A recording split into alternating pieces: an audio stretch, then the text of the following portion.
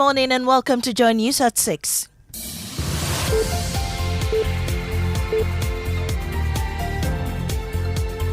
The news is live on Joy 99.7 FM and hits 103.9 FM in Accra. In Kumasi, we on Love 99.5 FM and over 30 affiliates across Ghana's 16 regions, including Jubilee and Sun City Radio Sketa, Saboba FM Saboba and A1 Radio Bolgatanga. Get radio, TV and online content on the myjoyonline.com interactive app for Android and iOS devices. Coming up, the police arrest MP Collins Dauda over Kukum disturbances and interdicts 3 policemen for mishandling electoral officers in Edujama in the Ashanti region on Saturday. We have details of that. Meanwhile, Asante Otunfo Saito to the second cautions the political class to be wary of activities that could compromise the integrity of the December general election. We need to remind ourselves that we cannot take things for granted, and we must be alert to avoid anything that has the potential to derail the electoral process. Also in this bulletin, CEO pledges cocoa farmers will get increase in price in the next cocoa season due to the favorable nature of the world market. And man, we do forces. So going into 2025, 26, farmers should expect better because we've sold the cocoa ahead of time. So that is it. We'll get details from this CocoaBot CEO in business. Finance Minister Dr. Mohamed Amin Adam reveals plans to roll out fresh revenue measures after government missed out on first quarter target by 20%. Details on the Joy Business Report. These are more with me, Mami Sinyamiche Thompson. Stay for details. And in our election headquarters, brought to you by Petrosol Clean Fuel in full quantity, CIMA, the Chartered Institute of Management Accountants, also AICPA and CIMA together as the Association of International Certified Professional Accountants, and the German Ozone Medical Center, Alternative Therapy, Dental, Wellness and Beauty. Now, the Ghana Police Service has detained Collins Dauda, the Member of Parliament for Esutufi South, in connection with the disturbances that occurred in Kukwom in the Ahafo region during the ongoing limited voter registration exercise on May 11, 2024. That's this Saturday. According to reports, one person was injured during the chaos and is currently undergoing treatment in hospital. Morning Show host Kojo Jackson joins me with details of the police statement. Kojo, what more details do you have? Now, the Ghana Police Service statement on their social media pages says that they have arrested the Member of Parliament for Esutufi South, Alhaji Collins Dauda, for the quote, his alleged involvement in the disturbance which occurred at Kukwom in the Ahafo region during the ongoing limited voter registration exercise. One person sustained injury according to the statement and is currently receiving treatment at the hospital. The police say they are in pursuit of other suspects in connection with the incident. Well, could you stay with me? Still on the limited voter registration exercise, the police service has also interdicted 3 police personnel for their failure to perform their duty professionally during the exercise in Edujama in the Ashanti region. Kojo, who are these officials and what does the police say about them? They are named in the statement as Constable Michael Ado, Constable Eric Boachi, and Michael Jan, also a constable. Now, this event happened on the 11th of May, where they are accused of failing to perform in a proper manner a duty imposed on them as officers in charge of security at the Electoral Commission office at Edujama in the Asante region. Some persons attempted to disrupt the ongoing limited voter registration exercise at this location. The interdicted personnel, according to the police, will be taken through due disciplinary process of the police service. Well, and also the police has issued a warning for the ongoing exercise in various centers. What do they say? This warning, dated the 12th of May 2024, talks about the note that the Ghana police have made with concern of isolated incidents of violations of the law in some voter registration centers in the ongoing limited voter registration exercise. It goes on to say the police would like to remind the public that the registration exercise is a civic responsibility that must be attended to in a civil manner. They would like to caution the public to exercise maximum restraint and act in accordance with the laws governing the registration process. They say they will not tolerate any disregard of the law, and any persons who engage in such acts shall be dealt with accordingly. They name 3 areas where these events occurred: Cape Coast, Kukwom, and Edu Jama, the two latter places we have already heard of. Grace Ansa Akrufi, Assistant Commissioner of Police and Director of Public Affairs, signs this statement. Thank you so much, Kojo. We'll definitely keep an eye on these developing issues. Still on elections, the Asante Hene Otufo II has cautioned government and political actors to stay vigilant against activities that may disrupt the fairness of the December general election. According to the Asante Hene, the country's past experiences with elections must be a lesson to continue upholding the peace and stability devoid of violence. While marking his 25th anniversary celebration, the Asante Hene served notice to stakeholders to safeguard the integrity of the electoral process. This year is another election year. Our political leaders are already on the campaign trail, and there's yet many months of intense and combative campaigning ahead. After all our past experiences, I remain sanguine that our democracy is safe. We need to remind ourselves that we cannot take things for granted, and we must be alert to avoid anything that has the potential to derail the electoral process. So people need the right environment in which they can make informed choices in the interest of the nation.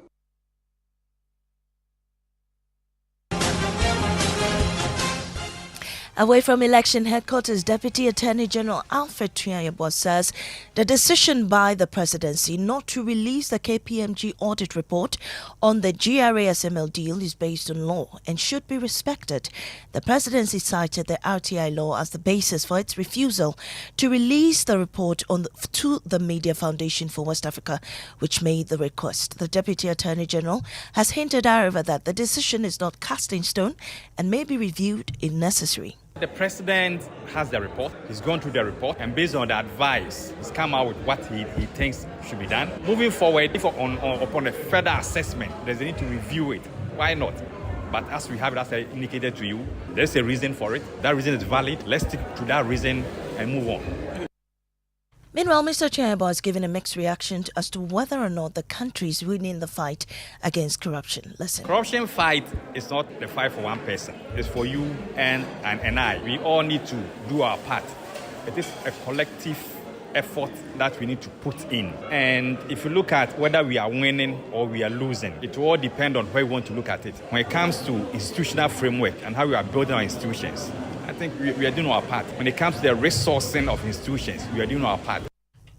Now, Chief Executive Officer of Cocobod, Dr. Joseph Boahin Edu, is assuring farmers the farm gate price of cocoa will be significantly higher in the 2025-2026 cocoa season. Dr. Boahin Edu explained the world market is increasingly favorable as the price of the commodity keeps soaring.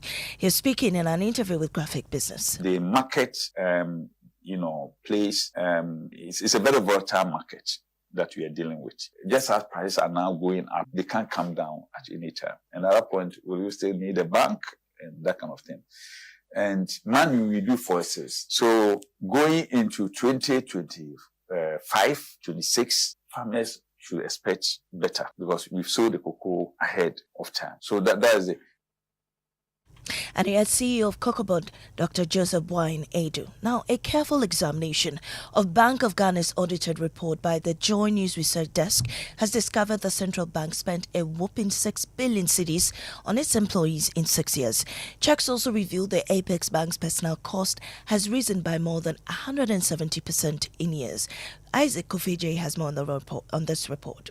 A careful examination of Bank of Ghana's audited reports by the Joy News Research Desk has discovered that the central bank spent some 6 billion Ghana cedis on its employees' remuneration in 6 years, that is 2017 to 2022. Checks also revealed the Apex Bank's personnel cost has risen by over 170%, adding more than 200 workers to its workforce in 6 years, pushing personnel size to over 2,200. The bank's total personnel cost crossed 1 billion Ghana cedis for the first time in 2020 and has since then remained above this line, gradually approaching 2 billion Ghana cedis. Additionally, BOG's audited reports show a rise in the bank's expenditure on its directors as well as water and electricity bills. While the central bank's personnel costs increased by almost threefold, its workforce, including directors, saw an uptick of 212 workers between 2017 and 2022. Meanwhile, talk we have heard that the 14th, the Agbogbo fear of their ugly status raised concerns about the salary of the staff of the Bank of Ghana, comparing BOG with the Bank of England. Togri stated that BOG pays 66,851 pounds per employee, while the Bank of England pays 95,829 pounds per employee. My colleague Samuel Mbura joins me in studio with more. Mbura Tobiafede made some comparative analysis between salaries paid between BOG staff and the Bank of England. What did he say?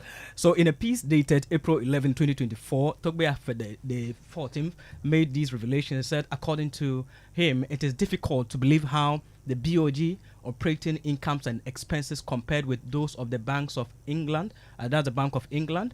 He mentioned that BOG spent 1.6 billion cedis on its 2,203 employees. That is 666,850 euros per employee, about 38 times Ghana's GDP per capita. He also notes that Bank of England, on the other hand, with an average labor force of 4,675 per their 2021-2022 financial report, spent 448 million euros. That is 95,829 euros per employee. That's about 2.6 times UK's GDP per capita. Thank you, Samuel Imbura. And the BOG's amount is 66,851 £1,000. And that's how we end the bulletin here on Joe 99.7 FM. I am Amusing Yamiche Thompson. Business is next on the Super Morning Show.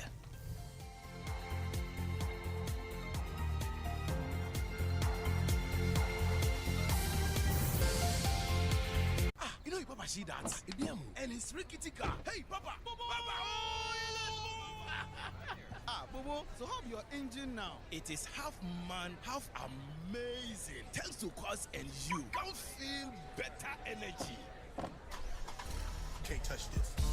Actually, guys, so Sancho's engine just died like that? Yes, so somebody managed to convince him that there is a better engine oil than Quartz, and he switched.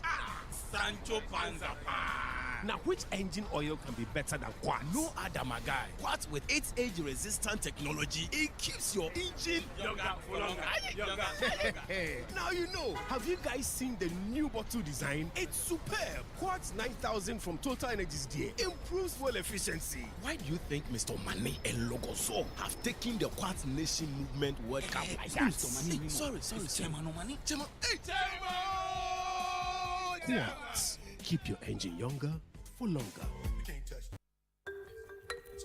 They say a butterfly flapping its wings in Accra can cause a tsunami in Bangkok.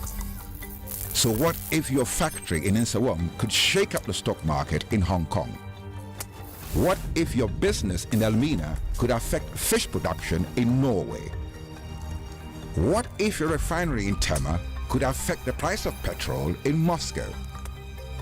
Well, now it can because you have access. Access to the bank with the largest number of customers in Africa. Access to our global branch network. Bonjour. Good morning. Our robust asset base and an unparalleled digital infrastructure. So go ahead and flap your wings wherever you are, because with us, you have access to an entire world of possibilities. Access more than banking.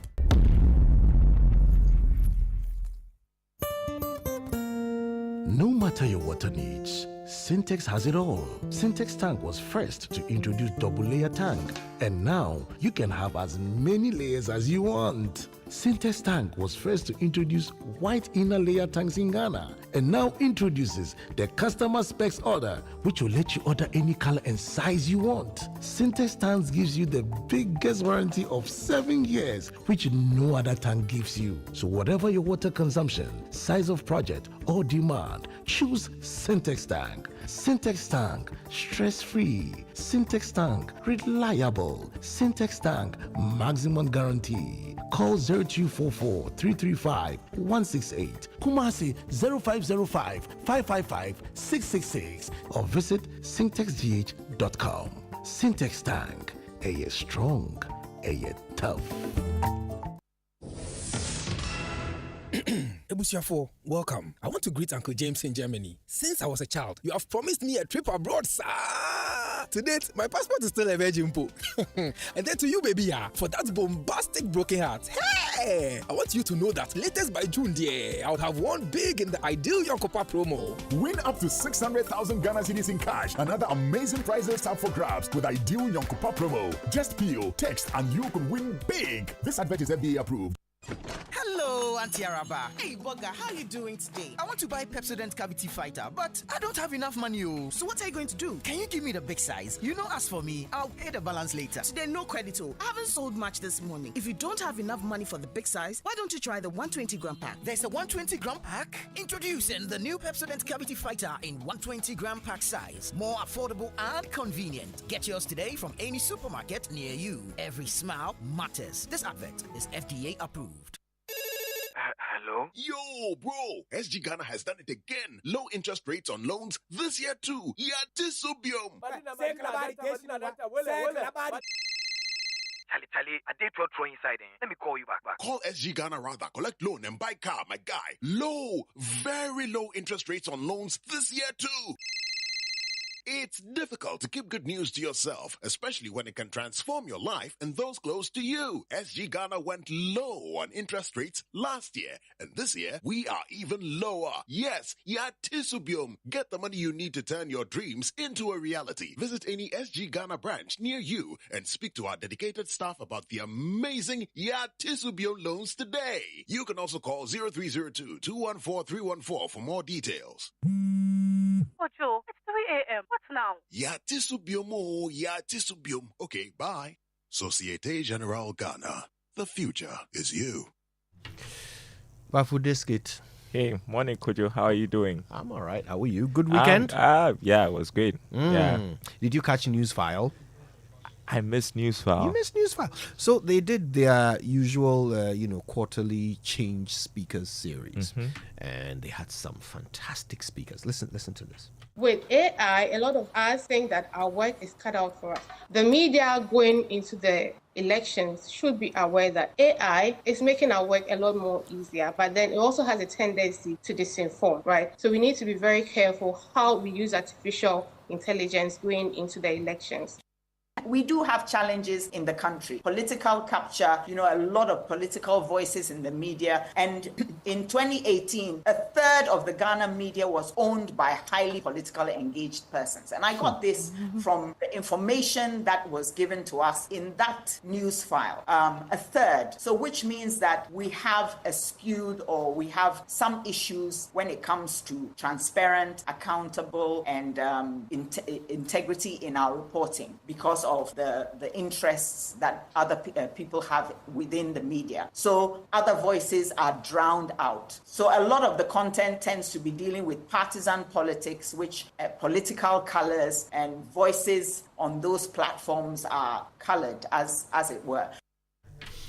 Interesting points there. Indeed. I can't believe we are talking about artificial intelligence in relation to the election, but it shows you how times have changed. And that's what I love about the change, speakers, because they are always looking forward. They're always looking to the future. They are having the conversations that if we are to survive, we must start having now.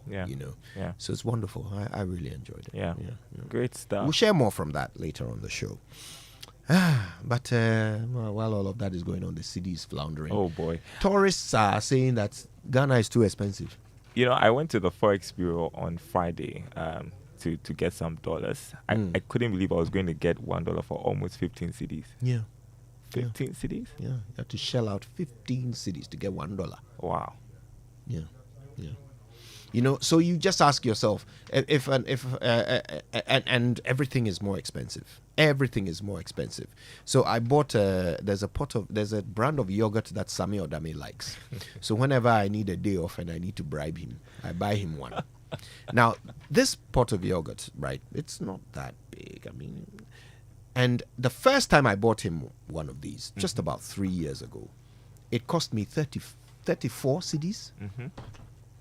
Yesterday I bought him one for 118 cedis. You don't say. One pot of yogurt. That's not true, Kojo. I wish I was lying. I wish to God I was lying.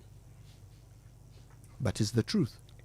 And it's Onken yogurt. That's the name of the brand. And that's imported, 100. right? Yeah, of course. So ask yourself, I mean, that's 100 and what? 100 and, let's call it 120 cedis, right? That's almost $10 for one pot of yogurt, which in America they would buy for less than $1. Wow. So why would they travel all the way from the United States, get on a plane, buy a ticket, fly all the way here, come and pay exorbitant hotel, rates when the light can even go off at any time? And then when they want to eat, they have to spend 10 times as much as they will spend at home to eat. Why? Yeah. Anyway, we'll talk about this and more later on the show today. The 6 a.m. news, however, came to us thanks to Total Energies. Total, we go the extra mile for you. And Joy Business Report comes up now, thanks to Omni Basic Bank, at your service.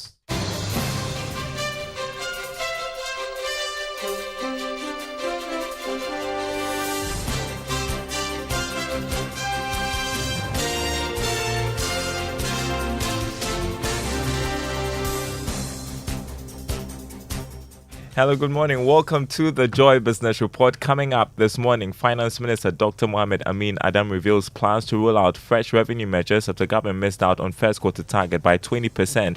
Also coming up, economist Professor Godfrey Bokwing pushes back on calls for significant hike in policy rate to deal with current pressures on cedi and high inflation levels. Plus, inaugural Fintech and Innovation Conference 3i Africa Summit opens in Accra this morning as organizers promise to push for more funding for the technology sector and policy reforms. Details coming up.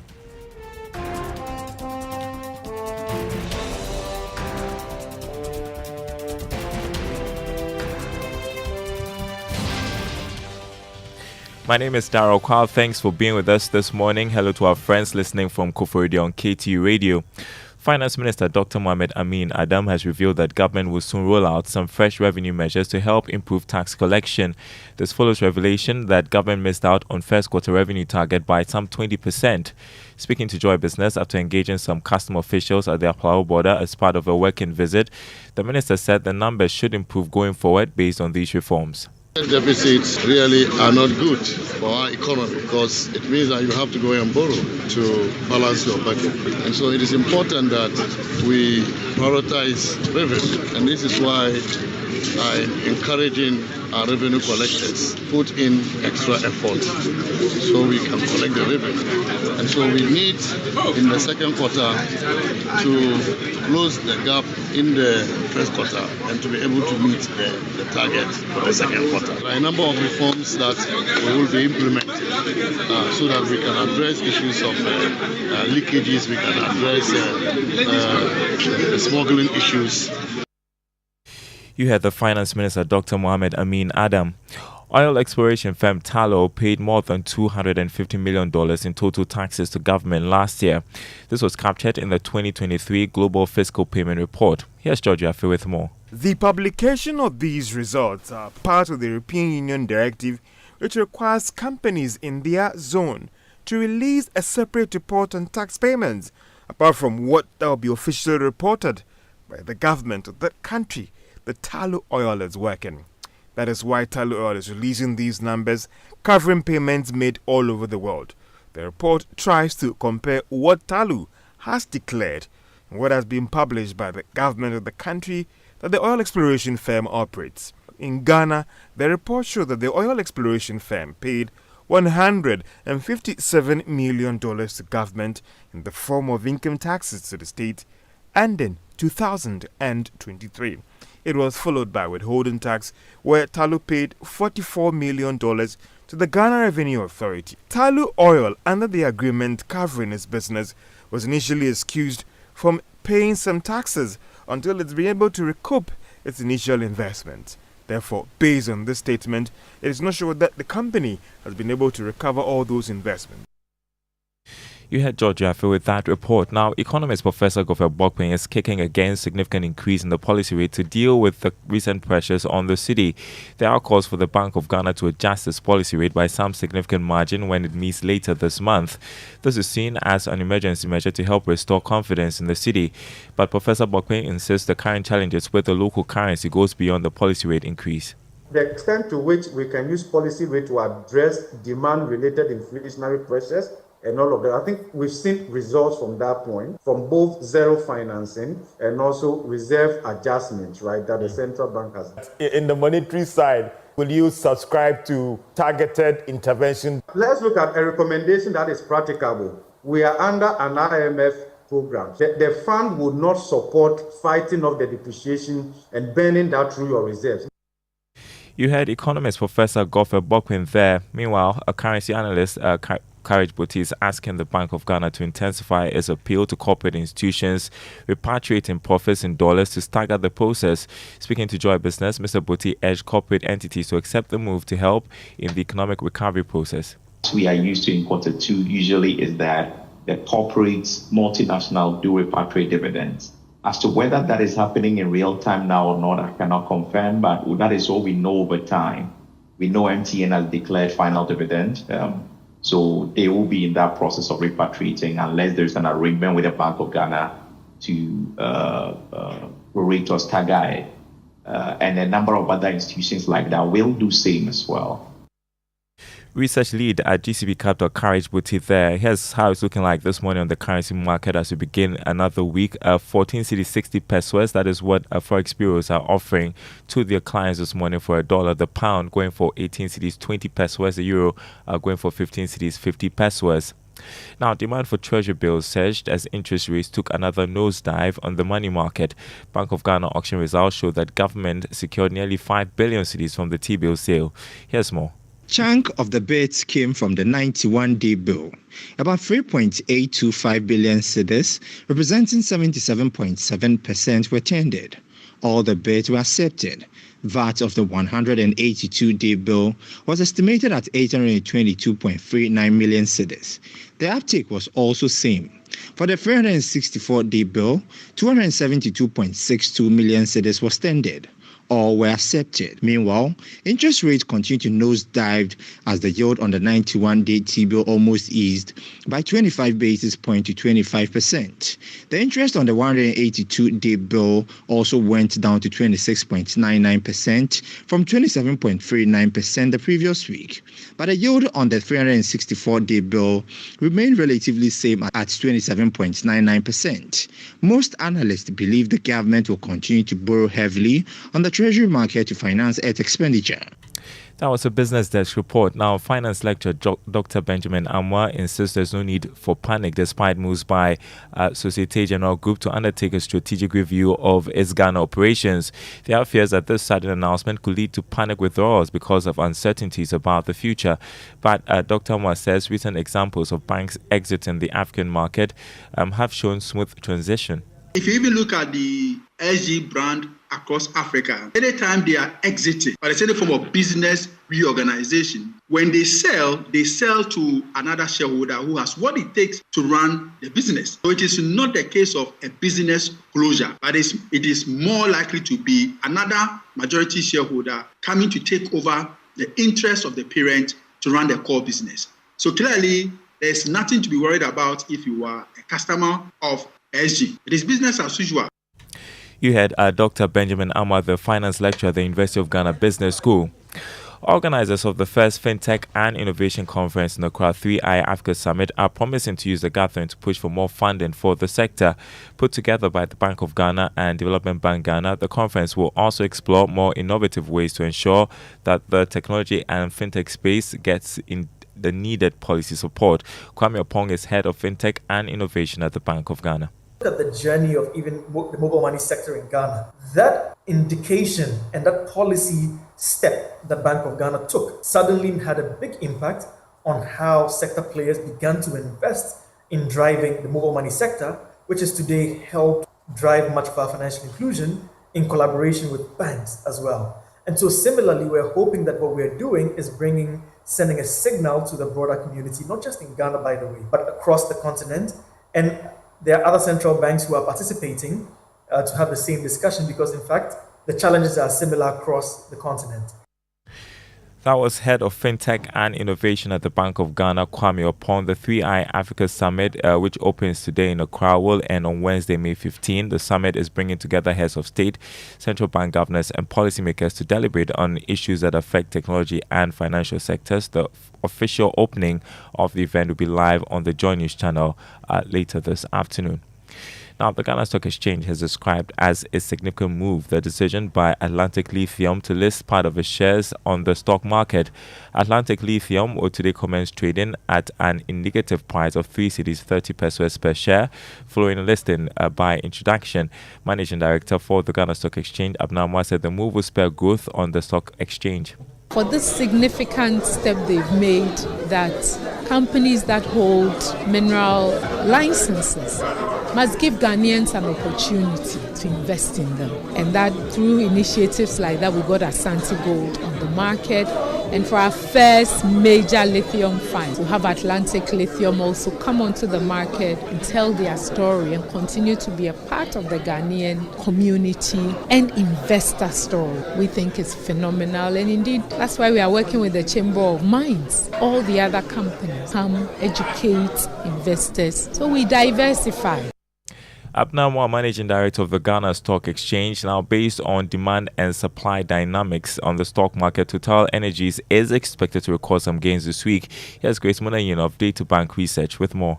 Last week's trading concluded with 4 price movers consisting of a gainer and 3 laggards.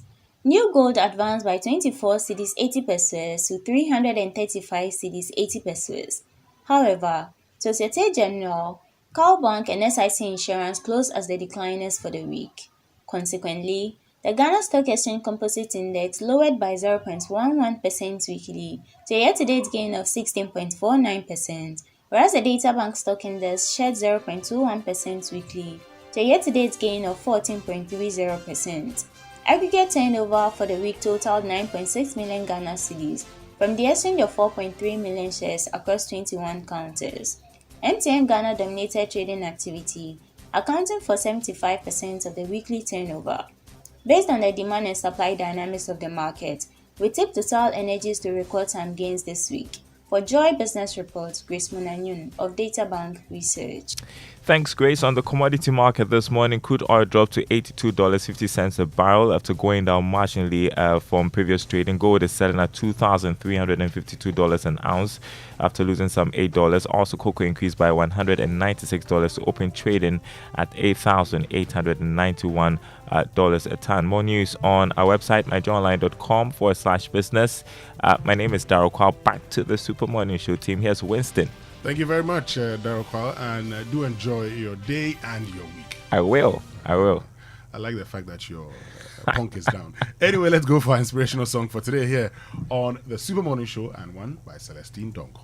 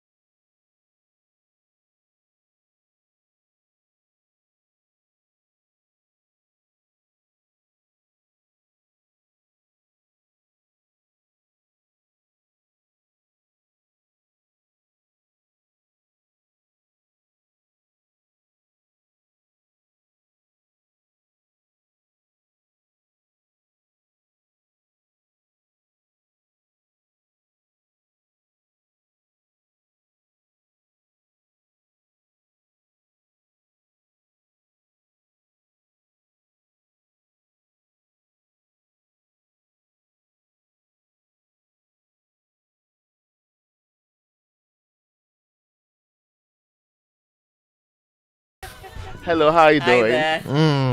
Hello, Yes, we are sweetheart. Hey, what's up? Look at these No, two this is your people. WhatsApp in there. It is like Yes. bereft of Happy Mother's Day. The chop money hasn't come, so. Yeah. By the way, yesterday. Happy Mother's Day. He didn't to call you yesterday. Mama No, V. he did not. Thank you very much, Kojo. Yes, well, I mean, my you're general not principle is his that the mother. Mother's Day is for mothers. You are not his mother, so Yes. what do you So what my do you mother. expect? My mother, I called. They all didn't call you. So then why did you just wish me? Yeah, this one is for. Take it back. General one. I give it back to you. Let's go. Thanks, Winston. So I was the Winston only one called who me called you. yesterday. Ah. Yeah. You called all Super. mothers. I tried. Now let's see how many fathers Mama V will call him. Yeah, you want to do that? I'm just saying, let's see. Well, let's get into our Drive Safe campaign this morning, brought to us by John News and the Multimedia Group and supported by Toyota Superior Quality. And our tip today says, monitor your blind spots and stay out of others' blind spots. And a key part of being a defensive driver is understanding your own blind spots and staying out of other drivers' blind spots. While new features come with safety features like blind spot detection, it doesn't guarantee that other vehicles around you are equipped with this feature. Defensive driving means being aware of your personal vehicle's blind spots before you hit the road and staying on alert for whether you are in the blind spot of any other driver around you at all times.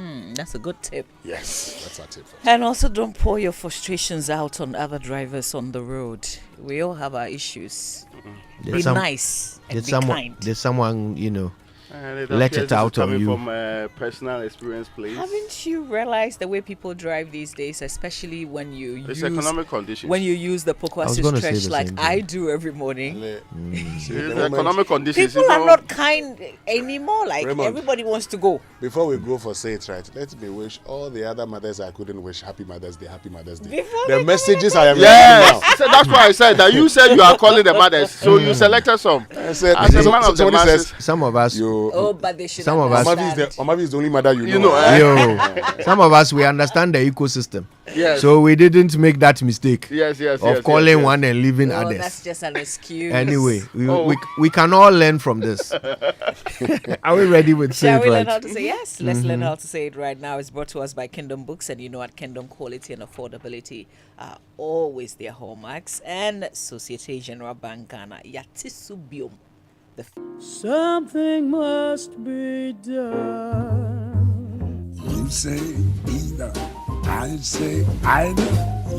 Let's start the week with a new word. Raymond is bound to like this one. Proletariat. Proletariat. Proletariat. It means working class, people who do unskilled labor and own no property. They tend to form the majority in most societies and are often referred to as the masses. A member of this class is known as a proletarian, a word which is sometimes used to describe a humble person. It comes from the Latin proletarius, which meant citizen of the lowest class. The origin word here is proles, which meant children. You see, in ancient Roman society, the poorest class of people had no obligations or responsibilities placed on them. They did not pay taxes and they did not join the military. Their only role was to produce children, proles. That's where the word prolific comes from, and the word means fruitful or bearing much fruit. So the proletariat were seen as good for nothing but reproduction. Humble but productive. Proletarian. I told you Raymond would like this word. Let's call the whole thing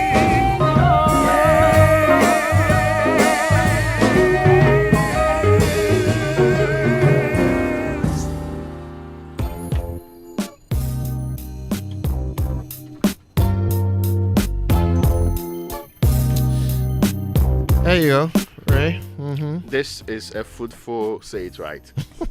Very It's a fruitful. powerful Say It Right. Yes, very prolific. Indeed, it is the Say It Right for the masses. Tell us how you were pronouncing the Yes, word. yes, but we used to say proletariat. As in the way he says it, it's not for the masses. We, the people, We have our own way of saying it.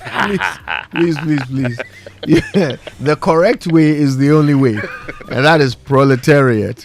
Anyway, let's get into the news review brought to us by Syntex Tank, a strong, a tough, and Access Bank, more than banking. Who's starting us off?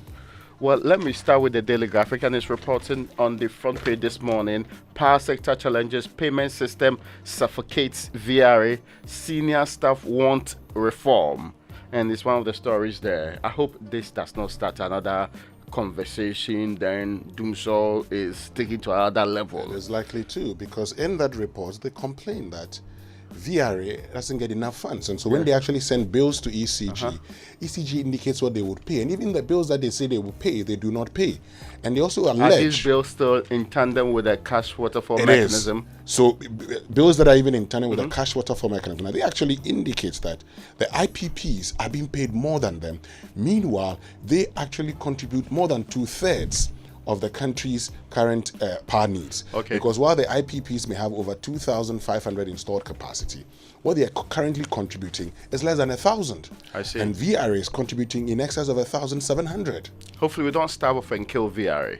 And Access to now put in place a tax system to now pay for VRA's debt. And they also allege, they accuse ECG of under-declaring the monies that they collect. And they say, based on some reconciliation done by an auditing firm, it has been found out that ECG collects more money than they declare to the cash waterfall mechanism. Okay, so let me speak as a consumer. Whilst these are very legitimate issues they are raising, and I expect the people who are paid to fix the problem to fix that particular problem, I do not expect this to become a Doomsor problem. I do not expect that tomorrow I should be the one convening meeting between the various sectors and telling them what to do to fix the problem. There are people paid every morning, every day, and every month to fix these problems. It's almost always as if every time, as for power sector, the issues have to be elevated from their boardrooms to us for a conversation, for us to tell them the way forward. Meanwhile, we pay people to do that job. So please, no, don't, because we know how this thing plays out. Then the next week it becomes another conversation, then back and forth. A similar back and forth not long ago. Everybody were sitting in Doomsor, still they were talking and shouting and imposing fines and going back and forth on it. There are sector responsibilities. There's a minister for the sector who should sit them down and say, no, you can't do this, you can do that. The other time they said it required the involvement of the president. I don't know why that should be the case, but if he is the one who will fix the problem, please fix that problem without letting some of us be solving old people's problems. It is looking more like that sector doesn't have a leader, because why would another agency be complaining about ECG? The PRC also complain about the ECG. And they've been going back and forth for God knows how long. If you feel that ECG is misbehaving, you know what to do. We are not the ones to come and tell you what to do on this matter. Granted that what they've said about ECG is true, how is ECG able to behave the way that they are describing? Well, anyway. So you see how one tanker of fuel does not fix Doomsor. The problem within the sector also is that the heads of the various institutions, who are they accountable to? Yeah, that's what I'm saying. Who appointed them, and who do they believe is in control? They are responding to. So that's another issue we'll have to discuss later. Anyway, let's move on to other stories. Well, that's the biggest story on the front page of the Daily Graphic. The other ones are Otunfo celebrates Akweside to claim Silver Jubilee. And yesterday, I think over the weekend, I suspect that half of the people who are relevant in this republic in various positions were in Kumasi.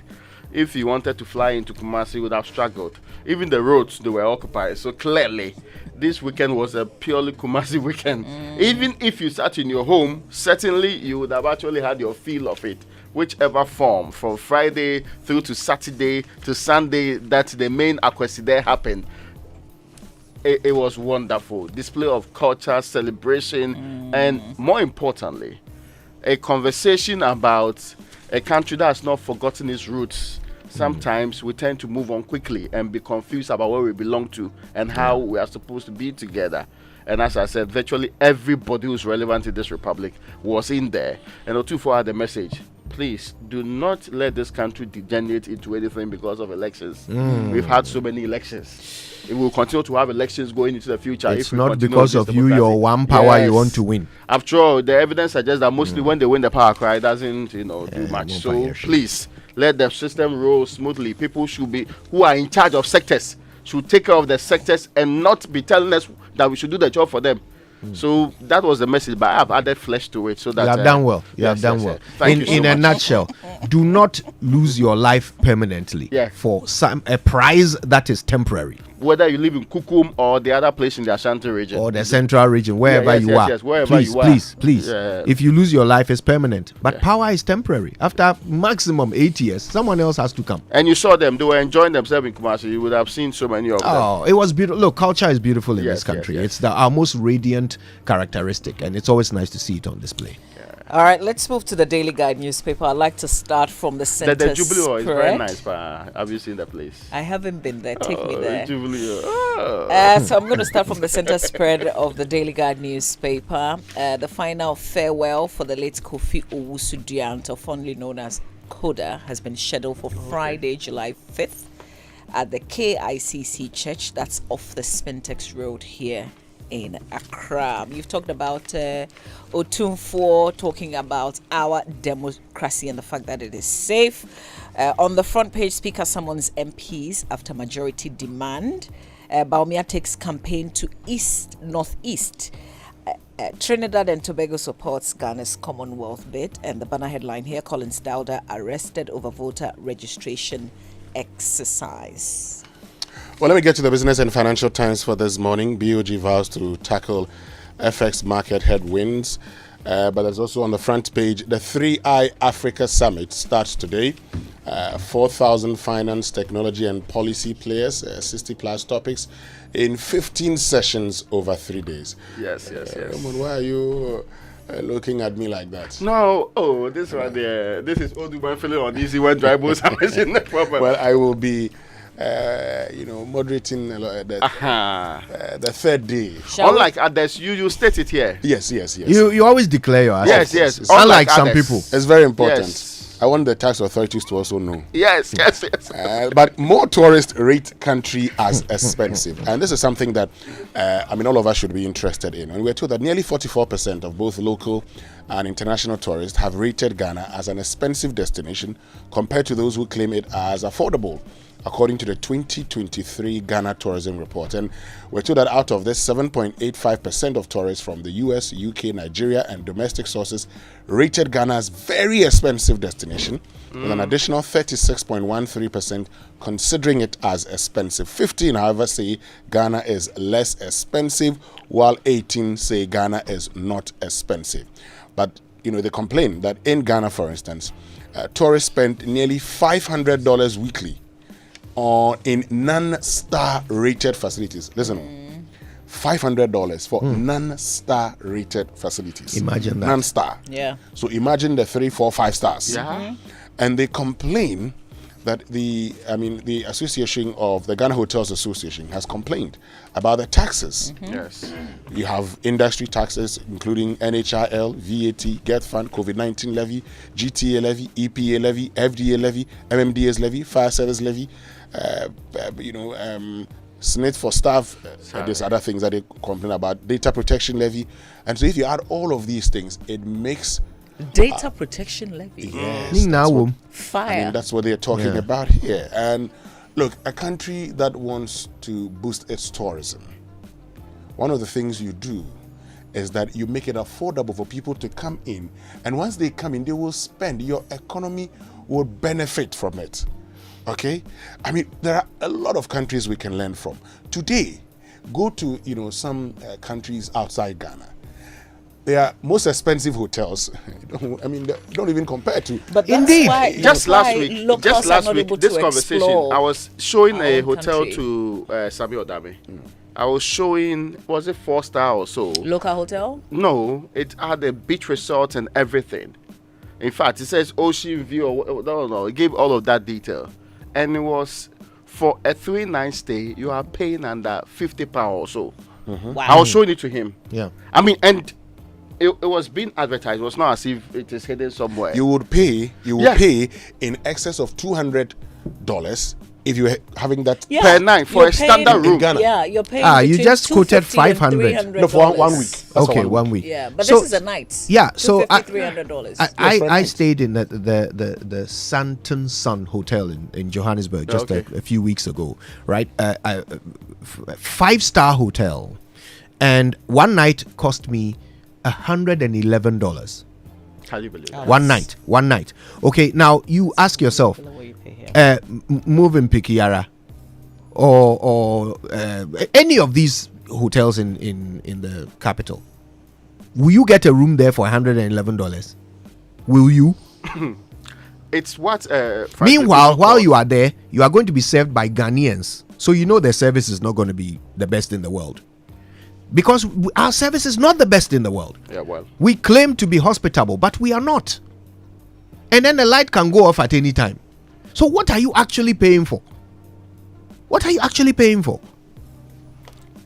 Anyway. Okay. Now, could you call it policy illogicality? Yeah. On one hand, we want to promote tourism. We are doing everything in that direction. On the other hand, we are stifling the sector, making it impossible for them to charge the right amount. To be fair, industry players have complained about this. I mean, the hotels, they've talked about this many times. The last paper I have is the new finder. Prominent Christian leaders back elevation of women in politics. I did some reports some time ago about women in politics when the MPP botched the affirmative action policy. It was a very interesting one. Anyway, and Kumasi Airport to handle 800,000. Hey, when are we passing the affirmative action bill? When? When are we passing it? There's a queue. It's just a queue. Conduct of public officers bill. They are all waiting. I don't even know how no, because the we women can't start in work on parliaments this. themselves are pushing. In for fact, us it's to one of pass the this. things that maybe I did it crudely, but that day when they were discussing one of those bills, it was the spousal rights bill. Come and see how the women, they had views and the men. But for Papa Uso Ankoma, and people that rejected the bill, but it was not subsequently not passed anyway. No, but that But they rejected the bill that day. I remember in those days. I mean, they said it openly.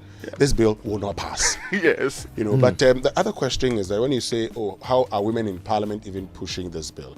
How many women in parliament are in leadership positions to actually make push impact? Okay, this but bill? can I also say that it's not only when you're in leadership that you will be heard in parliament.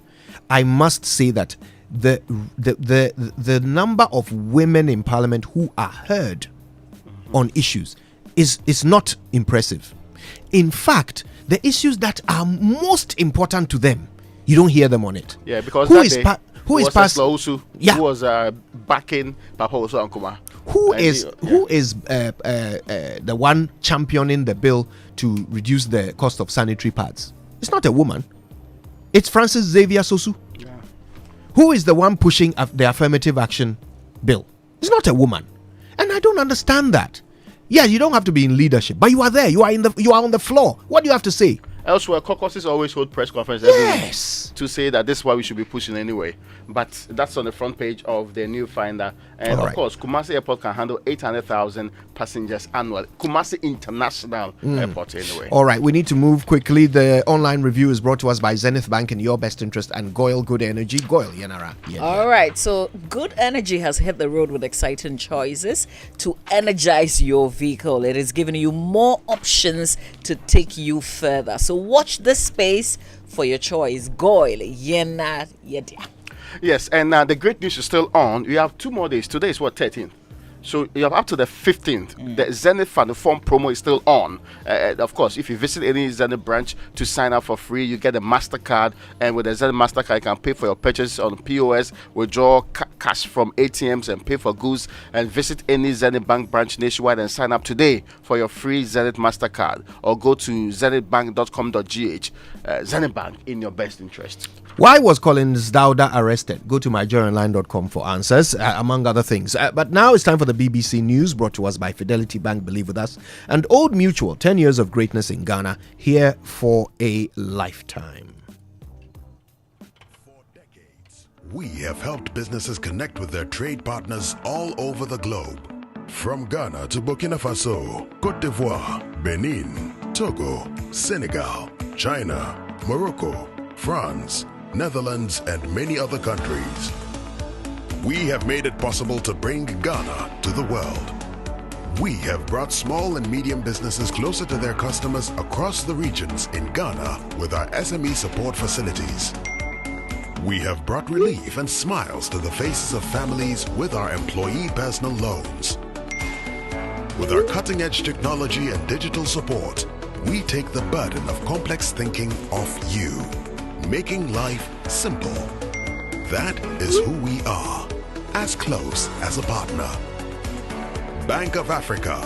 We are indeed the African bank with the global reach.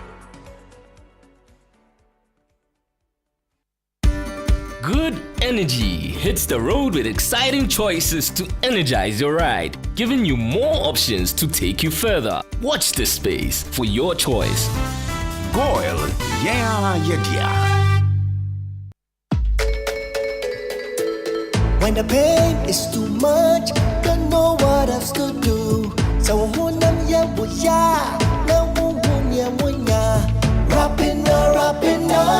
will take the pain away. Rapinol, Rapinol is what you need. Rapinol will relieve you of all aches and pain in your body. Rheumatic pain, menstrual pain, body pain, toothaches, and other feverish conditions. Rapinol is a quality product from Danex Itin Starwin PLC. If symptoms persist after 48 hours, consult a physician. Not suitable for children below 16 years old, asthmatic, and ulcer patients. This advert is FDA approved. It's the 3i Africa Summit, where innovation, impact, and investment converge, where technology drives transformation. From the 13th to the 15th of May 2024, heads of state, central bank governors, thought leaders, innovators, investors, academics, and entrepreneurs will converge to unleash Africa's full potential. Discover the power of digital assets, explore the state of digital growth in Africa, and unveil lessons from Africa's central bank digital currency experiments. Engage in discussions on diversity in the creative arts and tech, financing Africa's SMEs and bridging the digital gender gap. Network with investors, pitch your ideas, and access funding at the 3i Africa Deal Room and Pitchfest. Join us at the Accra International Conference Center as we ignite a fintech revolution for Africa's financial future. Visit 3iafrica.com to register now. Dear business owner, congrats on not giving up on your business. You deserve a medal, and your business deserves to be taken to the next level. In fact, it's about time you run a Zenith Bank SME account so you and your business can enjoy the perks of the Zenith SME business card. Oga and Oga Madam status. The Zenith SME Business Card is a Visa debit card for making secure payments for goods and services. Enjoy great benefits such as free customized digital SME training, free marketing toolkits, access to Visa practical skills training, and more. Unlock the potential of your business today. Visit any Zenith Bank branch nationwide and sign up for the Zenith SME Business Card, the ultimate payment solution for SMEs. For more information, visit www.zenithbank.com.gh or call 0302 680-884 or 0307-086-370. Zenith Bank, in your best interests. It's the most action-packed breakfast show in town. The hottest music, the best giveaways, the great interviews, and all the laughter and fun you can imagine. Don't miss the Super Morning Show on Joy 99.7 FM. It's the best breakfast show in town. And even send them to school. This is the BBC World Service, the world's radio station.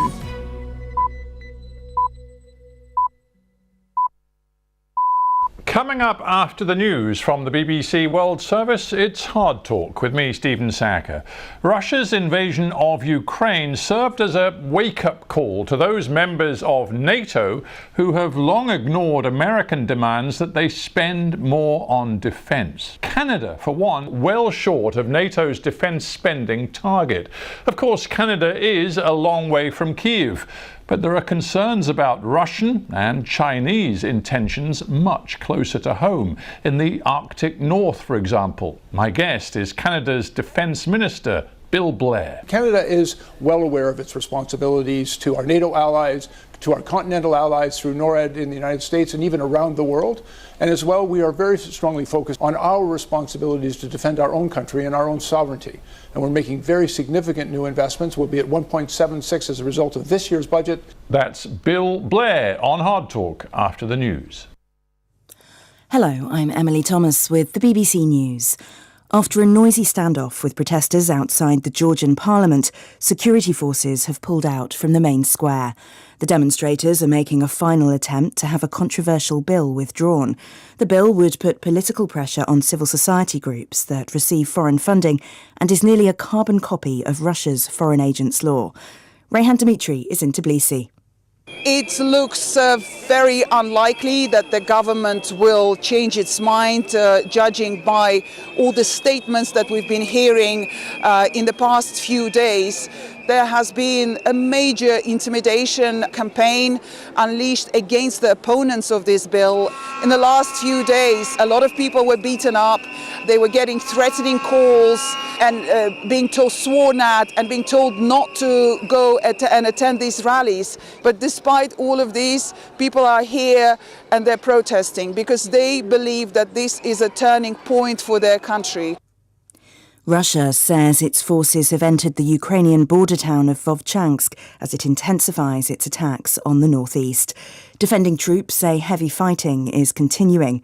Officials in the surrounding Kharkiv region say Moscow is targeting settlements with glide bombs.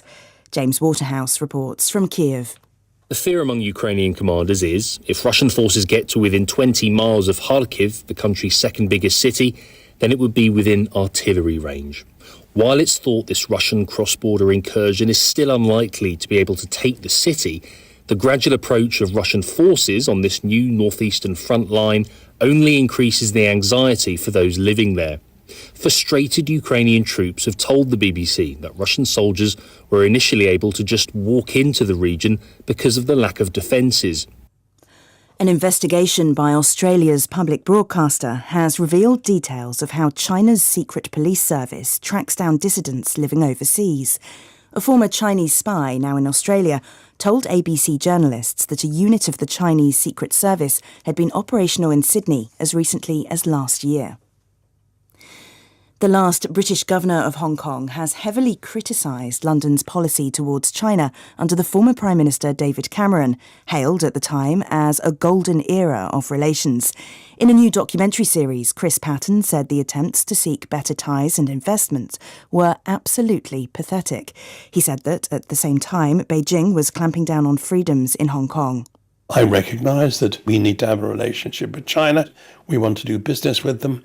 But the idea that you could only do this on your knees, I find demeaning and ludicrous. The then British Finance Minister denied policy towards China had been naive.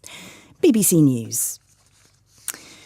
Israel is marking Memorial Day, which honours its war dead as its offensive in Gaza continues. Ceremonies begin across the country with the sounding of a 2-minute siren later this morning. This year, Israelis will also commemorate the more than 1,000 victims of the Hamas attack on October the 7th, which triggered the current war. Trains in northeastern Spain were severely disrupted on Sunday following the theft of large quantities of copper cable from the track into Barcelona. The train operator described the damage as severe and widespread. A climate research group in Britain has warned that the country's ability to feed itself will decrease by 1/10 this year because of wet weather. The 18-month period to March was England's wettest on record, and farmers have been unable to plant some crops because of waterlogged fields. The Energy and Climate Intelligence Unit says Britain could now become dependent on foreign imports for around 1/3 of its wheat. Japanese police say they received a record number of lost items last year, which has partly been blamed on people carrying ever smaller electronic devices. Almost 30 million items were handed in across the country in 2023. Theft rates are low in Japan, and it's common to find lost belongings. Will Leonardo has more details. The increase is partly to do with more footfall after the last coronavirus restrictions were lifted, but also because what people carry with them is changing. There have been more wireless earphones, handheld electric fans, heated tobacco devices, and portable chargers. With theft rates low, Japanese police are remarkably successful at reuniting owners with their lost property. Children are taught from a young age to hand in items, however mundane, to the ubiquitous local Korban police boxes. It's a fact often noted by international visitors who might not expect to see a lost wallet or phone again in their home countries. Will Leonardo reporting. That was the latest world news from the BBC. I am Wahinere Gifty Auntie. You see, it always feels good when you receive that salary alert. I made a bold decision to invest a lump sum into the Old Mutual Retirement Salary Plan, and this means that I will get these alerts every month throughout retirement for the rest of my life. You too can retire on your own terms. Invest a lump sum in the Old Mutual Retirement Salary Plan today and receive a monthly income for the perfect retirement. Call Old Mutual on 050-453-4333 or visit www.oldmutual.com.gh to sign up today. Obrapa Ahotongwa. Old Mutual. Do great things every day. There are some classy celebrations that calls for whipping out your favorite China sets. Same goes for your luxury vehicle. Just any engine oil won't do. Premium understands premium best. The new Shell Helix Ultra 0W20 SP with carbon neutral properties is the one for your premium car. It's a fully synthetic motor oil designed using the Shell Pure Plus technology. Prevents dirt buildup with exceptional cleaning power, leaving your pistons cleaner than a whistle up to 50% more than the industry standard and gives you stronger, long-lasting engine performance. So, if you want your classic car to run smoothly like a Ferrari for years to come, use the Shell Helix Ultra 0W20 SP with carbon neutral properties. Shell Helix Ultra 0W20 SP, designed for ultimate engine performance. EMY Africa presents the EMY Africa Expo 2024 from the 14th to the 16th of June at the Accra International Conference Center. An exciting 3-day premium expo showcasing businesses, products, and services together with integrated consumer experiences and entertainment options. Prepare to encounter a weekend-long extravaganza that caters to every desire and necessity of the modern person, from sports to food, beverages to travel, automobiles to arts and culture, health to fashion, and everything in between. Booths are available for prospect vendors to showcase and sell their products and services. Take advantage of the ample opportunities for networking and business expansion. Visit emyafrica.com to register and secure your booth now. Call 020-201-8870. Email sales@emyafrica.com. The EMY Africa Expo, a premium marketplace.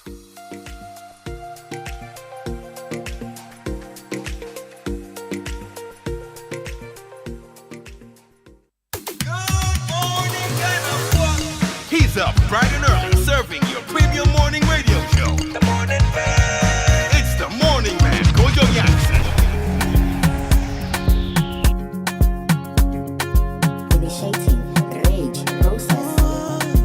Coffee in your cup. Enjoy on the set. The Super Morning Show is always the best bet. On Joy 99.7 FM. Now which kind life way I never see? I carry God so I fear nothing. Steady increase in the commas. Original no be parody. You know fit clear for your memory. Whether now winter or summer, I did Papa just Savannah. Living life, see my fire burning bright within the inside. Coffee in your cup. Enjoy on the set.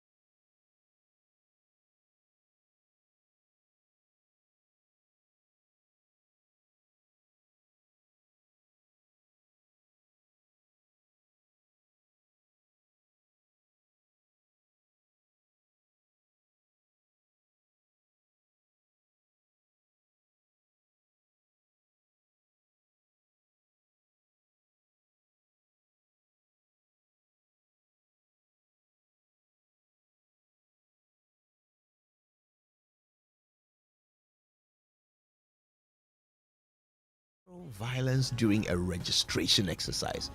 That's a new law. Even though Tumfo is concerned, listen. This year is another election year. Our political leaders are already on the campaign trail, and there's yet many months of intense and combative campaigning ahead. After all our past experiences, I remain sanguine that our democracy is safe. We need to remind ourselves that we cannot take things for granted, and we must be alert to avoid anything that has the potential to derail the electoral process. So people need the right environment in which they can make informed choices in the interest of the nation.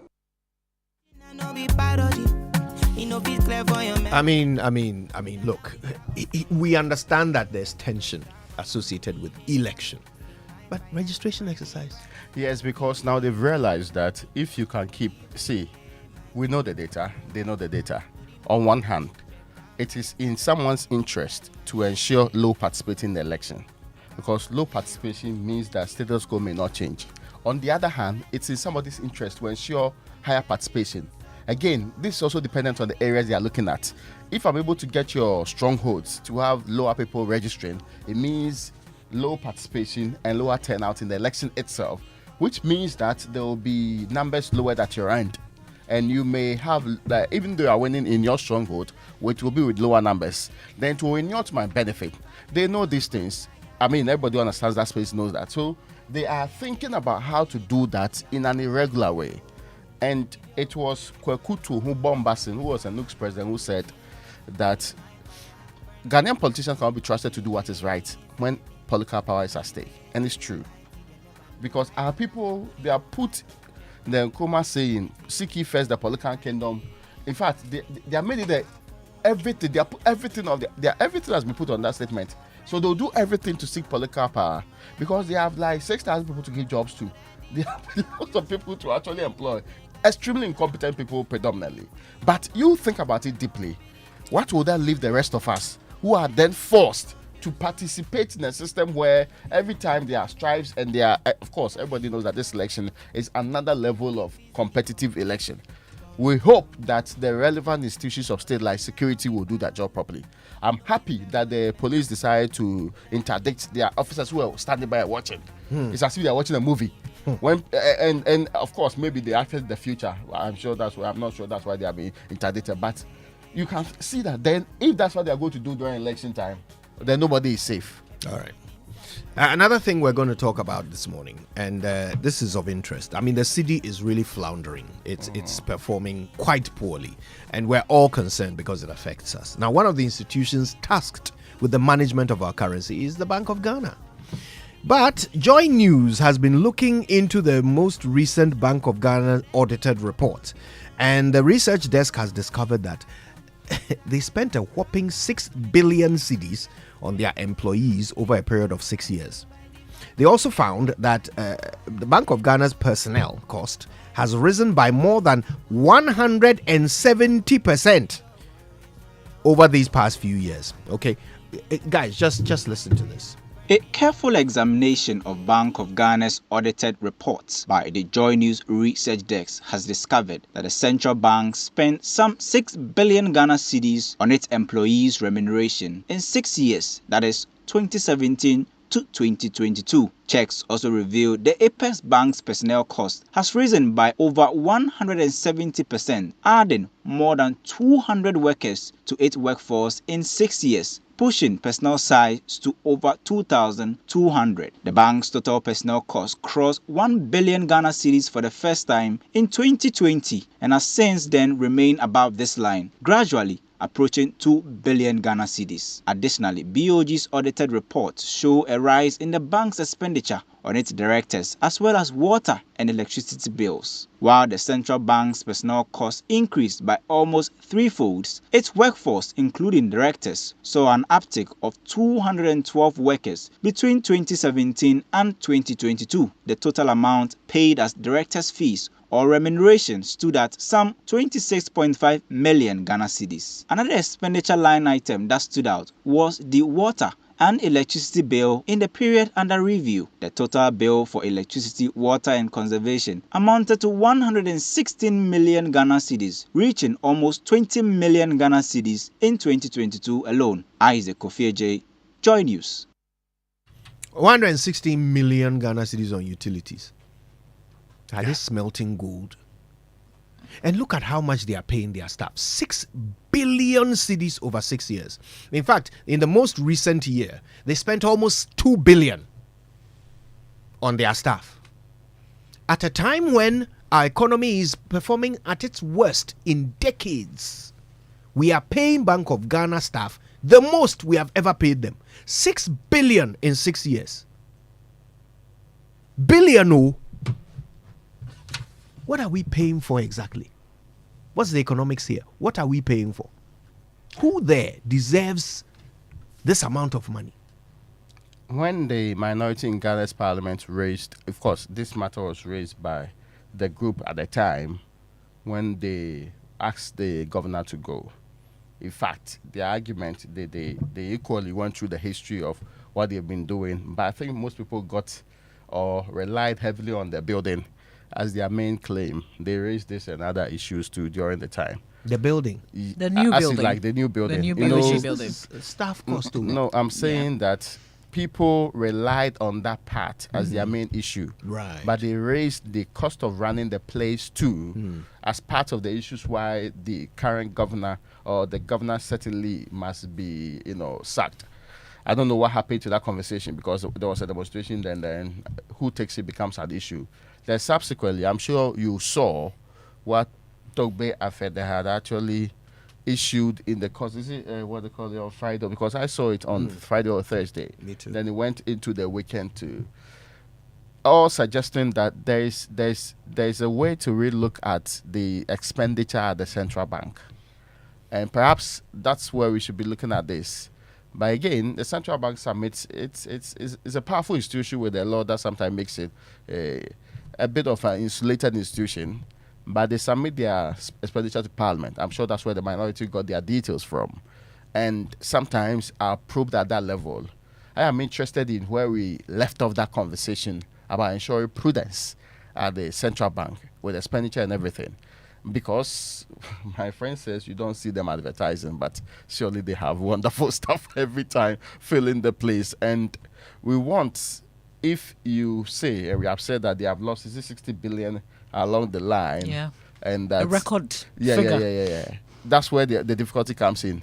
So if you are in that much of a hole previously, what then would be the justification for the high level of expenditures within the space, especially when we had all gone through, and if you check the last few years, we had all gone through a bit of a problem that makes it unjustifiable for certain expenditures to be put on the table still. Exactly. So that's where I have a difficulty. They have increased their staff strength by some extra 200 people. So we actually recruited more people to give us worse results. Yeah, So I was just going to say that it doesn't correspond with the result that we're getting as a country. And mindful of the fact that the central bank is supposed to also do prudential and market conduct regulation of the financial sector. Yeah. So let's come back and talk more about this one because he's fantastic. Let's get someone to explain this to us, to our understanding. Stay tuned. This and more on the Super Morning Show. Stay with us. We're here till 10. Wake up to joy, joy, joy. Sunshine and joy in the morning.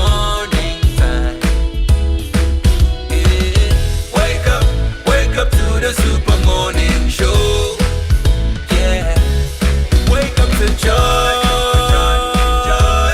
Joy in the morning. Yeah. If you're turning on your radio, go for some joy in the morning. On the Super Morning Show.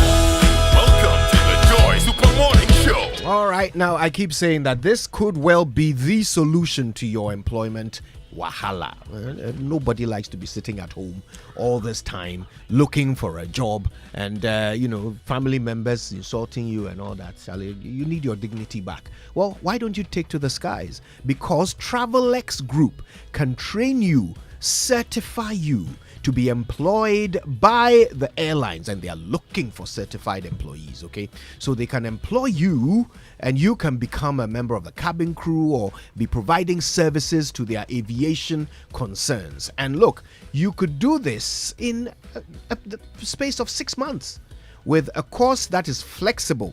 All right, they can either be training you in the mornings from 9 a.m. to 2 p.m.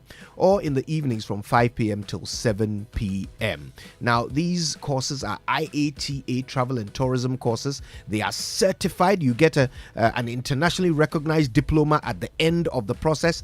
And of course, because TravelX has been around for 32 years, they are able to offer amazing discounts. So listen, go and visit them. They are at Cargo Door Airport, just behind the KLM office, between KLM and the post office, or call them, okay, 0246 567 898. You can also email travelxgroupltd@gmail.com. This could really be it. Instead of jack buying, you could have a job that pays you to fly to various countries whenever you like. Wouldn't that be nice? All right, I've got one to you. If you're a businessman or woman, you're a trader, parents sending money to loved ones and business partners. Well, thanks to Access Bank and PAP's partnership, you can now send money across border hassle-free. Now you can send money to pay for goods and services, make business transactions and cover school fees across Africa without worrying about foreign exchange losses or delays. It's straightforward, secure, and keeps your mind at ease. Benefit from instant payment across Nigeria, Liberia, Gambia, Guinea and Sierra Leone with zero foreign exchange hassle. Now, when you send money in cedis, it will be received in any other currency by the recipient. How cool is that? Well, for more information, visit the website ghana.accessbankplc.com or just call their toll-free number 0800 004400. For all your cross-border payments, visit any of Access Bank's branches and PAPS it with Access Bank. Access Bank, more than banking. And those of you that said that because Mother's Day is over, you have no right to be... No. You avoided it. It is on yes, this me. Yes, the entire month, right? Yes, man. You are celebrating the entire month. Yes. So if you agree with Mama V, and many of us do, please don't give yourself excuses. I'm sure you're looking for that special present to appreciate your mom on a cool budget. Right, Electoral Ghana Limited just made it easy and affordable with their Mother's Day bundle promo.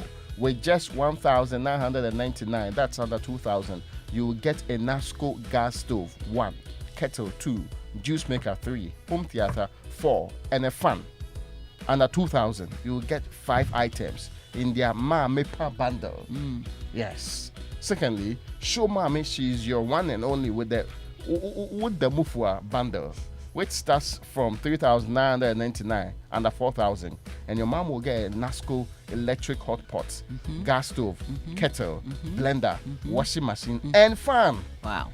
Now for 7,999, the big one, you can get an LED digital satellite TV, a tabletop fridge, a gas cooker, a chest freezer, an electric hot pot, microwave, iron, fan, gas stove, and a voltage regulator. Oh, wow. Yeah, all of that for just 7,999. Each bundle is a heartfelt gift of affordable luxury to appreciate your mother. So it's not too late, my brothers and sisters, especially my brothers. Call 0503 159 739 for further inquiries now. Mamavi, yeah. Officer Pitakote said I will do. Oh, he has delivered something. I will do something for you. Hey, yeah. Prof. Yeah. Thank you. Let's continue. I believe. Because a poorly maintained car engine can age faster. And that's why we offer specially formulated quartz engine oil with age resistance technology. Now, that's a breakthrough innovation that ensures optimal performance for your engine and improves protection against mechanical wear by up to 74%, even under extreme temperature and pressure. Choosing quartz from Total Energies is choosing the engine oil that keeps your engine running efficiently and effectively. Quartz keep your engine younger for longer. When you maintain me, it's easier to maintain your Toyota vehicle. Yeah. It's easier to maintain what's it called? Mama. SpaceX rockets than it is to maintain Mama V. All right, now don't forget, KingdomStoreOnline.com is waiting for you to stop by and check out their office essentials, equipment, furniture, and stationery from Kingdom Books and Stationery. They've got the best. And so you can pay via Momo for whatever you buy online, and they will deliver for free if you're in Accra or Tema. Terms and conditions do apply. At Kingdom, quality and affordability are their hallmarks. All right, listen, it's difficult to keep good news to yourself. That's why we're sharing this one, especially when it can transform your life and those close to you. SG Ghana went low on interest rate last year, and this year they are even lower. Yes, Yatisubium, says SG Bank. So if you're an SG Ghana customer or you're on the Controller and Accountant General payroll, then get the money you need to turn your dreams into a reality. Just visiting the SG Bank branch near you and speak to their dedicated staff about the amazing Yatisubium loans available today. You can call them on 0302 214 314. This offer runs till the 7th of June 2024 with terms and conditions. SG Ghana, the future is you. And if you've ever tried to push a pull door, you know it doesn't work. Well, same goes when you put the wrong engine oil in your luxury vehicle. Introducing Shell Helix Ultra 0W 20 SP, specially formulated with a unique Shell Pure Plus technology that actively helps lubricate and clean your engine, giving your premium car peak performance. The Shell Helix Ultra 0W 20 SP provides unsurpassed wear and sludge protection, leaves your pistons cleaner than a whistle, up to 50% more than the industry standard, and enhanced fuel economy. Shell Helix Ultra 0W 20 SP is designed to be safe for the environment with a significant reduction in carbon emissions. I could go on and on and on, but the only way to prove the value of Shell Helix 0W 20 SP is to try it yourself. Premium rolls best with premium. Get Shell Helix 0W 20 SP made for premium today. All right, lots and lots coming up on the show. Birthdays and sports right after these messages. Where the heart is. Then let's go home. Shall we? Let's go where the entertainment is. Where the passion is. Where the laughter is. And sometimes even the tears too.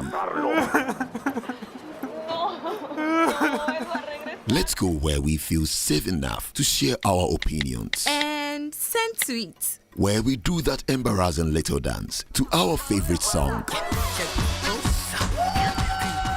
Let's go home where the love, the care, and the joy live. There's no place like home. Connect your home to super fast internet with affordable data bundles from MTN Home. Visit broadband.mtn.com.gh or your My MTN app to sign up today. MTN.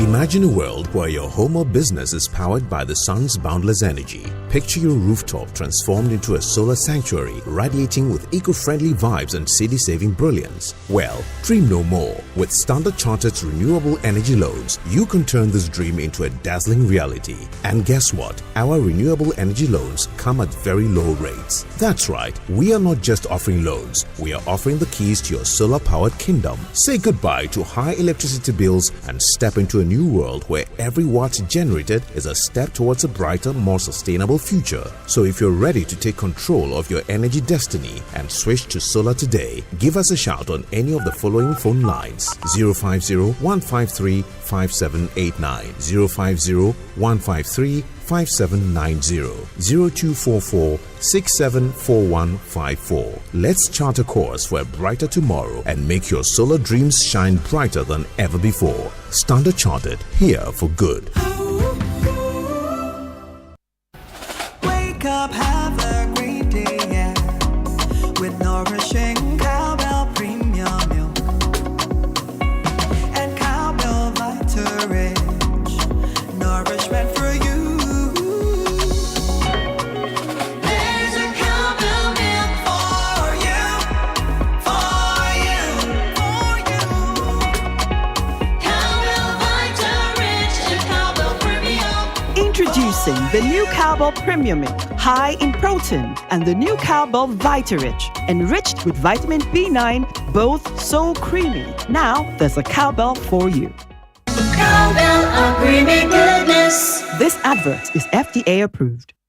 You worked hard for your money, and DSTV gives you a whole lot more for a lot less than you think. Instead of one takeout dinner, how about treating the family to a whole month of the best entertainment with DSTV? From thrilling sports, blockbusters, captivating series, to entertaining kid shows, we have it all. Totally awesome. And with DSTV Stream, you can watch on the go. I'm here. Plus, you can choose a package to suit your pocket. There's a whole lot more to enjoy for a lot less than you think with DSTV.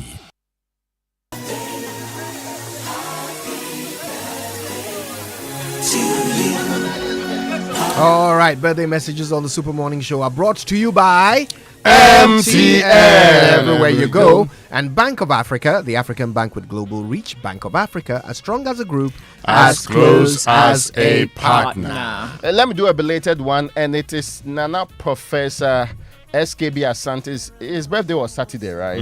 Okay. Oh, yes. Distinguished man of standard. Yeah, there's another one that Kojo would allow me to do right now. Or Kojo, what do you say? Feel free. Yes, it's the daughter of Anita Day of IDEC. It's her birthday today. I'm trying to get the name, but the English has become problematic. Okay, we'll come back In to the it. meantime, yesterday was Leonard Senior Lawyer Thaddeus Sori's birthday, so it's a belated happy birthdays from Max Fuga, myself, and the entire multimedia. It's also your birthday today, Mr. Dominic Donko, Business Development Partner at Agromoti. Happy birthday to you. Okay. So I got it. Her name is Janelle Enyonyam Ade. Yes. Okay. Let me do this one. All-day crèche East Legon, and she's 3 today. Okay, let's do this.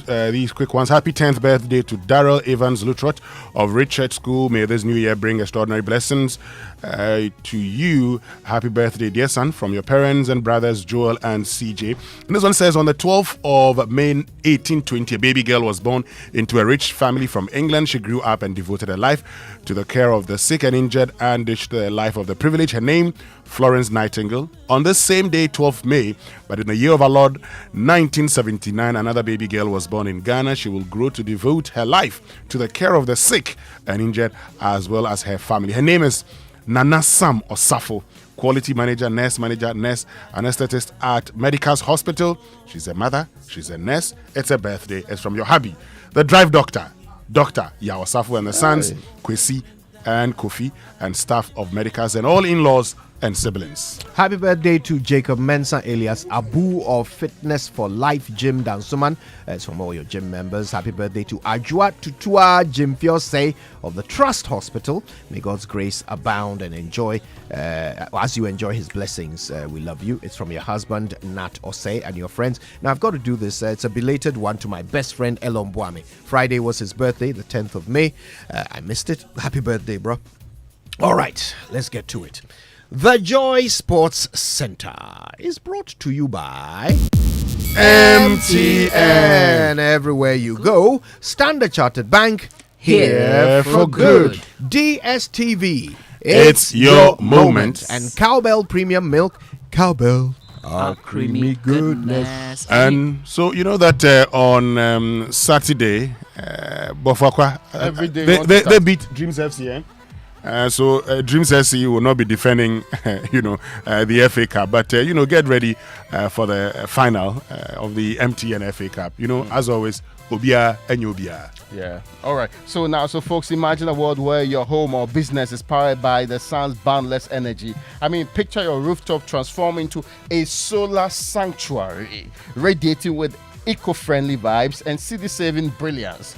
Well, dream no more. With Standard Chartered's renewable energy loans, you can turn this dream into a dazzling reality. And guess what? Our renewable energy loans come at very low rates. That's right. We are not just offering loans. We are offering the keys to your solar-powered kingdom. Say goodbye to high electricity bills and step into a new world, of course, where every watt generated is a step towards a brighter, more sustainable future. So if you're interested and ready to take control of your energy destiny, and switch to a solar today, give us a shout on any of the following numbers: 050-153-5789 or 050-153-5790 or 0244-674-154. Let's chart a course for a brighter tomorrow and make your solar dream shine brighter than ever before. Standard Chartered, here for good. And listen, Cowbell thinks about you, and that's why they're offering continuous nourishment that is creamy and tasty.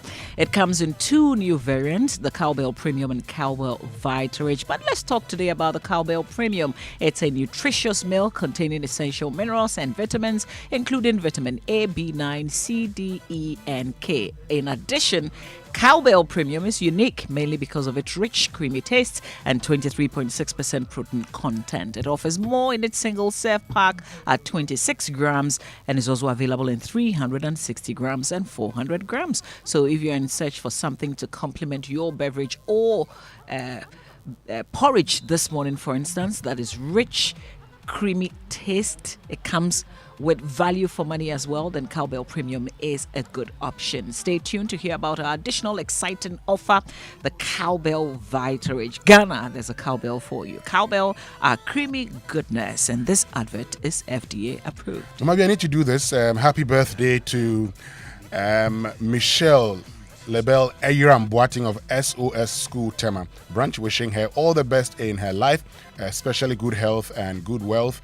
It is from your uncle Lechu. She's turned 13 years today, and I know she's currently listening. So Michelle Lebel Ayiram Boating of SOS School Tema. All right, I've got a belated happy birthday going out to Madam Mary Adder, Executive Director of the Ghana Integrity Initiative. Yesterday was your birthday, ma'am. It's from Aisha, the entire SMS team, and Sami Odami to you. Belated happy birthday. We hope you had a blast. Achu! Speaking of a blast, Arsenal had one last night when they beat Man United to take the title race down to the final day. Can't you eliminate that subject? We'll do that, but first. Finds Isaac Barco, trailing him as McCarthy. He gets into the box. There's a chance for Bafaka, and they get a second goal. Elijah Dai puts Bafaka ahead in extra time.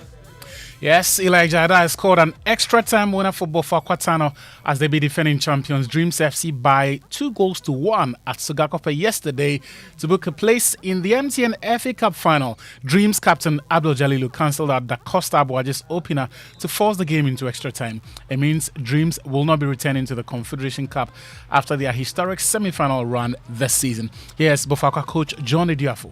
I'm happy because the boys played with character and attitude, especially the latter part of the game. Pressure was on the team, but the boys stayed disciplined, tactically very disciplined, with character and attitude, and we won. We are looking forward as we are going to prepare for our next league game.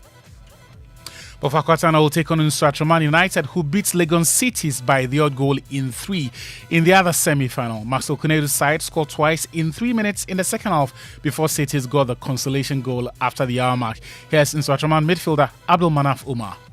First of all, let me say thank you very much. And it's a very difficult game, and I think we work hard and we play as a team. We play as a team. That's what gives us the game, and we carry the game now.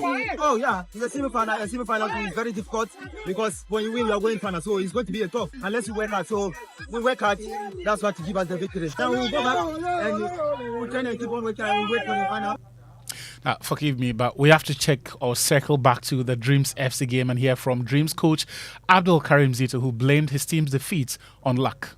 Sometimes there's something called an element of luck. So I would say today the luck was not on our side. We created a lot of chances by putting the ball into you saw it. It's incredible. I enjoy what my boys did. The fighting spirit came, especially the last 15-15. They came in seriously to fight for equalizer or to redeem the goal, but luck was not on our side.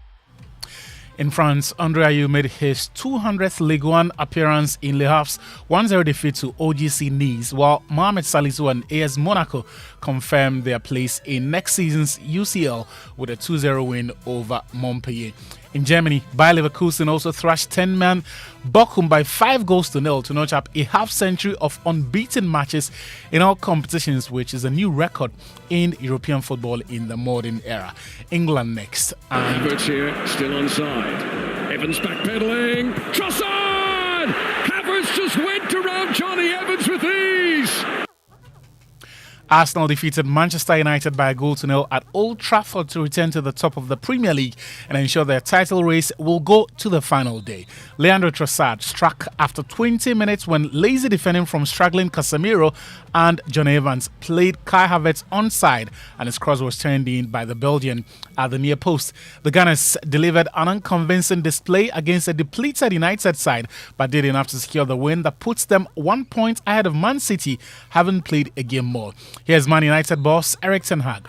I'm now 2 years here, and I only had one time a full group of players. And you can't progress a team when we have, particularly in certain key areas, so many injuries. It's like swimming with the hands on your back, and then you have to keep your head up above the water level. That is what we're trying to do. And still, we are in a cup final. This is good, but if you want to progress a team, you need fit players. And you see it on our opponent today. They had only one not 100% match fit player, and we had so many. That was Erik ten Hag, Manchester United manager, trying to make sense of yesterday's performance. Now, if Arsenal were to win their final game against Everton, it may still not be enough to make them champions. They would need Man City to drop points in their remaining 2 games in the league. Here's Kai Havertz, who says the Arsenal faithful will support Tottenham tomorrow when they take on Manchester City. Today was a very, very important game, and we won the game, and that's very important. Yeah, because United can make you suffer in a place like this at home. They have individual quality, they have so many good players, and they make you suffer in some moments. And I think with the ball we didn't play our best game, but as I said, it doesn't matter. We have the 3 points, and that's all we wanted to have. I'm going to be the biggest fan of Tottenham ever, I think. We're all going to be, so let's hope for the best. 2 usually warring factions set to join forces tomorrow. I'm talking here about Arsenal and Tottenham Hotspur when Spurs take on Manchester City, who, by the way, dispatched Fulham by 4 goals to nil at Craven Cottage on Saturday, with defender Josko Vardiol finding the back of the net twice. City could be crowned champions for the 4th straight win if they win against Tottenham tomorrow and then against West Ham United on Sunday. Man City boss is Pep Guardiola. He says he knows what his team has to do to achieve that. You ask me, I want United win, yeah, please, of course I want it, but it's not about that. It's just like Arsenal today wanted that Fulham draw with us, so it's normal. So it's not to be so smart to realize about that, but we have to win our games. We know that 2 games left, we win the 2, 6 points, we'll be champions. It's only we have in our heads, only. It's Spurs, and after that, if it still depends on us, it's West Ham. And after that, of course, we'll know the result, of course, what's happened, but we have to see ourselves. Elsewhere, Tottenham ended their 4-game losing run with a 2-1 win over Burnley, who have now been relegated and are going back into the Championship. Chelsea also put themselves in a strong position for European football after a 3-2 win over Nottingham Forest. Mohamed Kudus was on the assist sheet as he created 1 goal for West Ham, who beat Luton Town by 3 goals to 1. In Spain, Real Madrid also thrashed Granada by 4 goals to 0 on Saturday and held a title parade on Sunday to celebrate their 36th La Liga trophy. Ghana's Iñaki Williams, meanwhile, scored his 12th league goal of the season and 100th overall for Athletic Bilbao as they drew 2-2 with Osasuna. Now, let's talk briefly about athletics because Samino Abdul Rashid ran a new personal best of 10.03 seconds. That's 0.8 wind aided to win the men's 100-meter gold at the AAC Outdoor Championships. He also won the 200-meter events in 20.34 seconds and ran a leg on the championship 4x100-meter relay squad. Ibrahim Fuseni also won the 100-meter and the 200-meter gold medals in 10.15 and 20.32 seconds respectively at the Southland Outdoor Track and Field Championships. William Amponsa also won his 10,000-meter gold at the Lone Star Conference Outdoor Championships on his collegiate debut. So, looks like a very good weekend for Ghanaian athletes in the United States of America. And before we check out of session, the Indiana Pacers demolished the injury-hit New York Knicks 121-89 to level their Eastern Conference playoff semifinal series at 2-2. The teams returned to New York for Game 5 on Wednesday. Meanwhile, the Boston Celtics also regained the lead against the Cleveland Cavaliers with a 106-93 victory on the road. They will now take a 2-1 lead in the best-of-7 series into Game 4 in Cleveland on Monday. That ends the Joy Sports Center with me, Victor Achutamaklu. Back to you, Mamali. All right, thanks a lot, Achu. For the Sports Center this morning, we will link up with Anklibu shortly, but first, social media messages brought to you by EcoBank, a better way, a better Africa. Malatu from NS Chemist. Malatu, power over malaria. Also GTP, lifestyled. And Rapinol, when the pain is too much to bear, grab Rapinol from Danex Iton PLC. Rapinol, the rapid pain reliever. Across Africa, a new era has begun. Shifting our focus to a new horizon, connecting us with one purpose: to create and share opportunities to grow.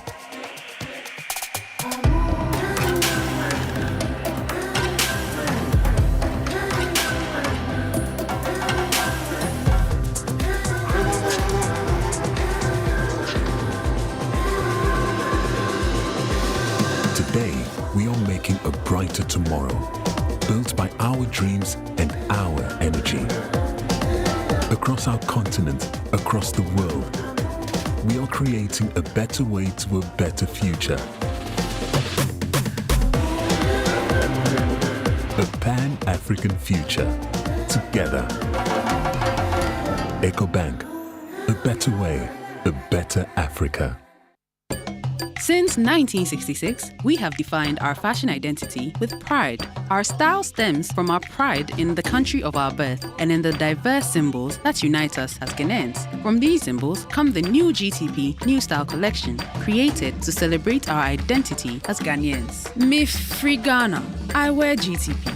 I am made in Ghana. Get the GTP Ghana Month collection, available at all accredited GTP dealers nationwide, the GTP retail store in Osu, or online at shop.gtpfashion.com. Check the authenticity of any GTP fabric you purchase by matching the code on the edge of the fabric with the code on the label. GTP. Life. Style. Welcome to Cell Auto Knowledge. Here is today's tip. If you get a chance to examine the fuel in your car by siphoning it out from your fuel tank with a fuel line and notice that it is significantly darker and muddier, this is a sign that your fuel has gone bad. Good fuel should be clear and free of water contamination. Shell says choose premium Shell fuel with Dynaflex technology, which is specially designed to maintain engine efficiency and give your car the love it needs for better journeys. Joy 99.7 FM. All right, time for us to cross over to Anklibo, who's got food for thoughts. Is brought to us by Roverman Productions. Be the difference. Good morning to you, our favorite uncle. Anklibo, Hi. Good morning, gorgeous. Good morning. I hope you're well. Well, I'm doing okay. Mother's Day. Mm-hmm. Were you celebrated? Oh, yes. My boys made me an amazing card. It was lovely. Yeah. Okay. And then my husband made me breakfast. Good breakfast. It was a bit different. Okay. No, that one you can. In a good way. Good. Thank you very much. You are always raising the bar for us. Thank you.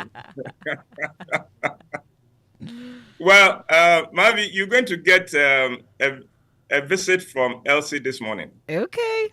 All right. That is all for now. So suspect her. Okay, sure. Thank you so much, Uncle. Great. Gorgeous. I love driving with my mother in my car. It was fun for me, though I can understand that with any other person, it would have been irritating.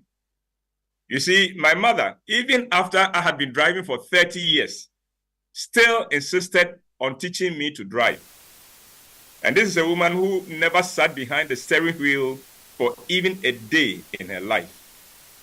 My mother never learned to drive, but when she was in my car, she made herself my driving instructor. She would say things like, watch that food. If you look at the shape of his head, he will not have any sense in his head. Or she will say, let that driver come and pass. He doesn't look like someone they massaged his head when he was born. Or she will say, We are coming to a junction. Slow down, Ebo, slow down. She will comment on everyone's driving and insult every driver who she deemed was driving carelessly. Then she would laugh and say, Ebo, thank God I don't drive. Because if I did, I would have beaten some of these foolish drivers every day. She had a philosophy about drivers. She believed that the scent of the fuel, messed up the brains of drivers. And so she regarded everyone behind the steering wheel as mad. And if you drive and see the kind of driving some people do in Ghana, you agree with her that the scent of fuel messes up the brains of some drivers, because sometimes you cannot understand how some people choose to drive on our roads. I tell people that my mother was wild, and they do not believe me. They think I am exaggerating.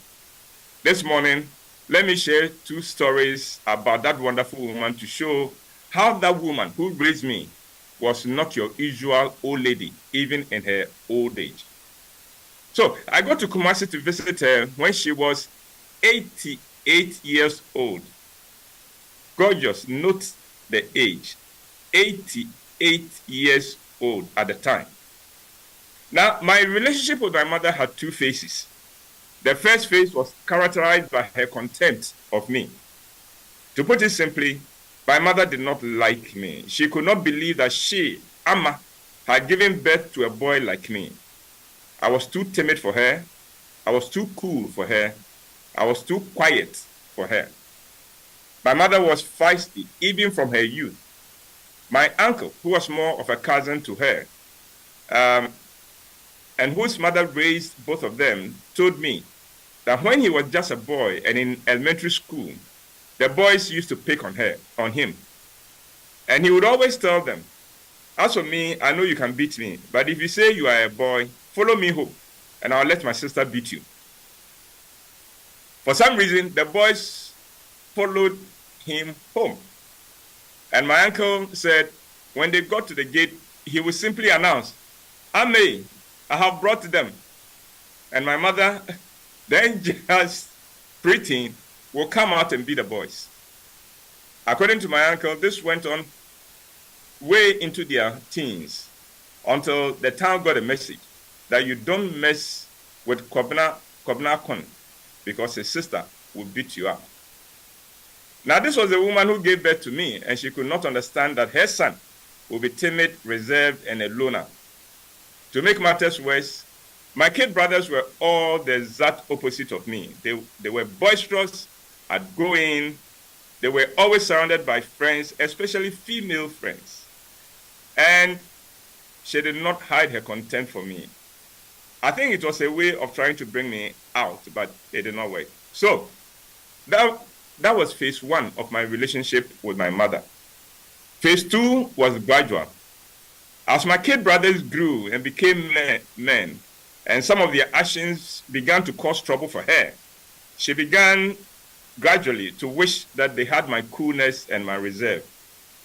For instance, my mother had been proud that her boys, as I said, apart from me and Kweku, Kweku, who comes after me, were always surrounded by female admirers.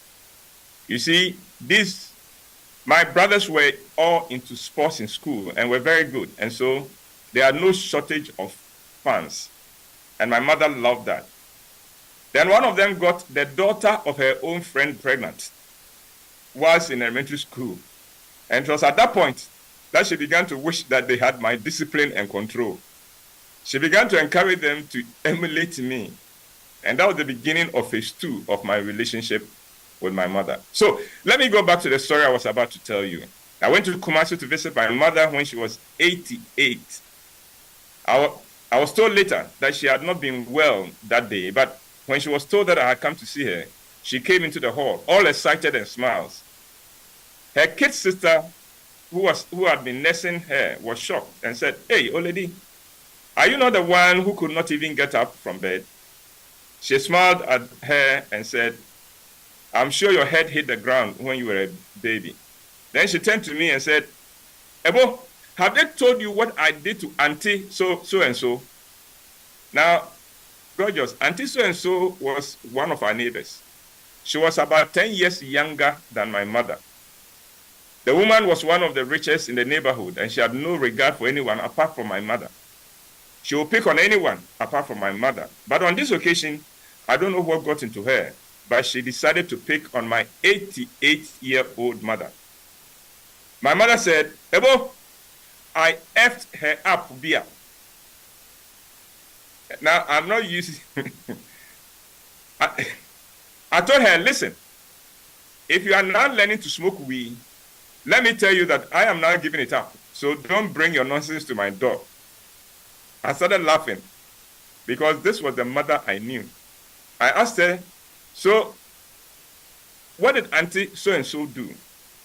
My mother said, oh, she hurried into her room and did not come out again for the rest of the day. My mother was not perfect, but she was fun. She made her she had her mistakes, but she was never vicious, and I miss her. And gorgeous, the point I want to make this morning is that mothers give us their best. It may be all they know. In trying to give us their best, sometimes their best is not good enough. But we must understand that they were trying to give us their best. Even when they put us down, it is their way of trying to whip us to wake up. And so if you've ever been offended by anything your mother did and the way she raised you, remember, she gave you what she had. She raised you the way she was raised. Now that you know better, be a better parent. But for now, it is time to celebrate mothers. As Mama V and the Super Morning Show guys said this morning, it's for women. So if you forgot yesterday, that's no excuse. The rest of the men is still open. Absolutely. Except that if you celebrate your mother for 1 month, Father's Day would also insist that you celebrate her for 1 month, and that is just next month. You will retaliate. But Uncle, I like what you said. You know, she raised you the best way that she knew how. Sometimes that's what it simply is. And as she got better, so my kid brothers saw a different mother. Kweku and I saw one mother. Then Bernard, Anthony, and Jude also saw a different mother altogether because she had made her mistakes with us. Right. And she was fine being a mother with them. Unfortunately, it also made her softer. And so they could get away with murder. We couldn't. We couldn't dream of doing some of the things they did. So this experience, what you shared was when she was 88. At what age did she pass? Oh, she passed 90, I think 91. Wow. 90. Wow. Well, 90, and that is the official, that is the age by, their generation, birth certificate was not a thing. So we have to calculate her age from that of her brother, her cousin, the one I just talked about. Right. He worked in the public service. And the penchant of public servants to do something to their age. It is not only footballers in Ghana who have special ages. And so, even by that, she was 90. Right. Well, we know that you truly miss Auntie Beatrice Akins and Tiama because yes, I do. Last Thursday there was a tribute. You gave us a message in honor of her, and then you remembered her again this morning. Thank you again for sharing. You're welcome, and to all the mothers, big ups to you. If your son hasn't honored you, call him. Ask him whether his head hit the ground when he was a baby, and then let him be what is right. Uncle Ebo, thank you so much for food for thought today. Enjoy the week. I wish you the same. Thank you so much. That's Uncle Ebo White with Food for Thought this Monday morning. Remember, he's back on Thursday with another Food for Thought. It's always brought to us by Roverman Productions. Be the difference. You're on the Super Morning Show on Joy 99.7 FM. Coffee in your cup and joy on the set. The Super Morning Show is always the best bet on Joy 99.7 FM. All right, it's coming up to 8 a.m. Let's cross over and bring you the Business Minute. It's brought to us by Consolidated Bank Ghana, CBG. We stand with you, Anointed Electricals, the generator experts, and Waika Recapital together towards tomorrow. It's 8 o'clock, and here's the Joy Business Minutes. Hello, welcome to the Joy Business Minute, brought to you by Consolidated Bank Ghana. We stand with you, Anointed Electricals, the generator experts, and Waika Capital together towards tomorrow. Finance Minister Dr. Mohamed Amin Adam has revealed that government will soon roll out some fresh revenue measures to help improve tax collections. This follows revelations that government missed out on first quarter revenue targets by some 20%. Economist Professor Godfrey Bokpin is kicking against significant increase in the policy rate to help deal with recent pressures on the cedi. Organizers of the first Fintech and Innovation Conference in the Accra 3i Africa Summit are promising to use the conference to push for more funding for the sector. And a new study of data from 168 countries by the Oxford Internet Institute suggests internet access and use is constantly associated with positive well-being. And that's the Joy Business Minute, brought to you by Consolidated Bank Ghana. We stand with you, Anointed Electricals, the generator experts, and Waika Recapital together towards tomorrow. Super Morning Show. Keep this frequency clear. 99.7. It's the most action-packed breakfast show in town. The hottest music, the best giveaways, the great interviews, and all the laughter and fun you can imagine. Don't miss the Super Morning Show on Joy 99.7 FM. It's the best breakfast show in town.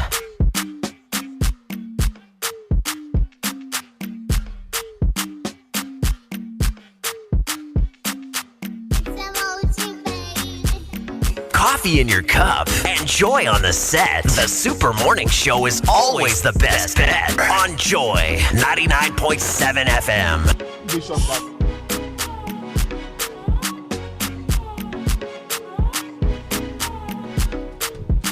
It's 2 minutes after 8 on Joy 99.7 FM. I'm tempted to ask Raymond, when you were little, your head hit something when you were a baby. You're attacking me. I'm not. You had the Business Minute, brought to you by Consolidated Bank Ghana, CBG. We stand with you, Anointed Electricals, the generator experts, and Waika Recapital together towards tomorrow. And Waika Recapital is a multinational fund management company regulated by the Securities and Exchange Commission. And Waika Recapital, with experience in fund management and investment banking, has over the years helped its customers to thrive by enabling them to achieve their lifetime financial goals.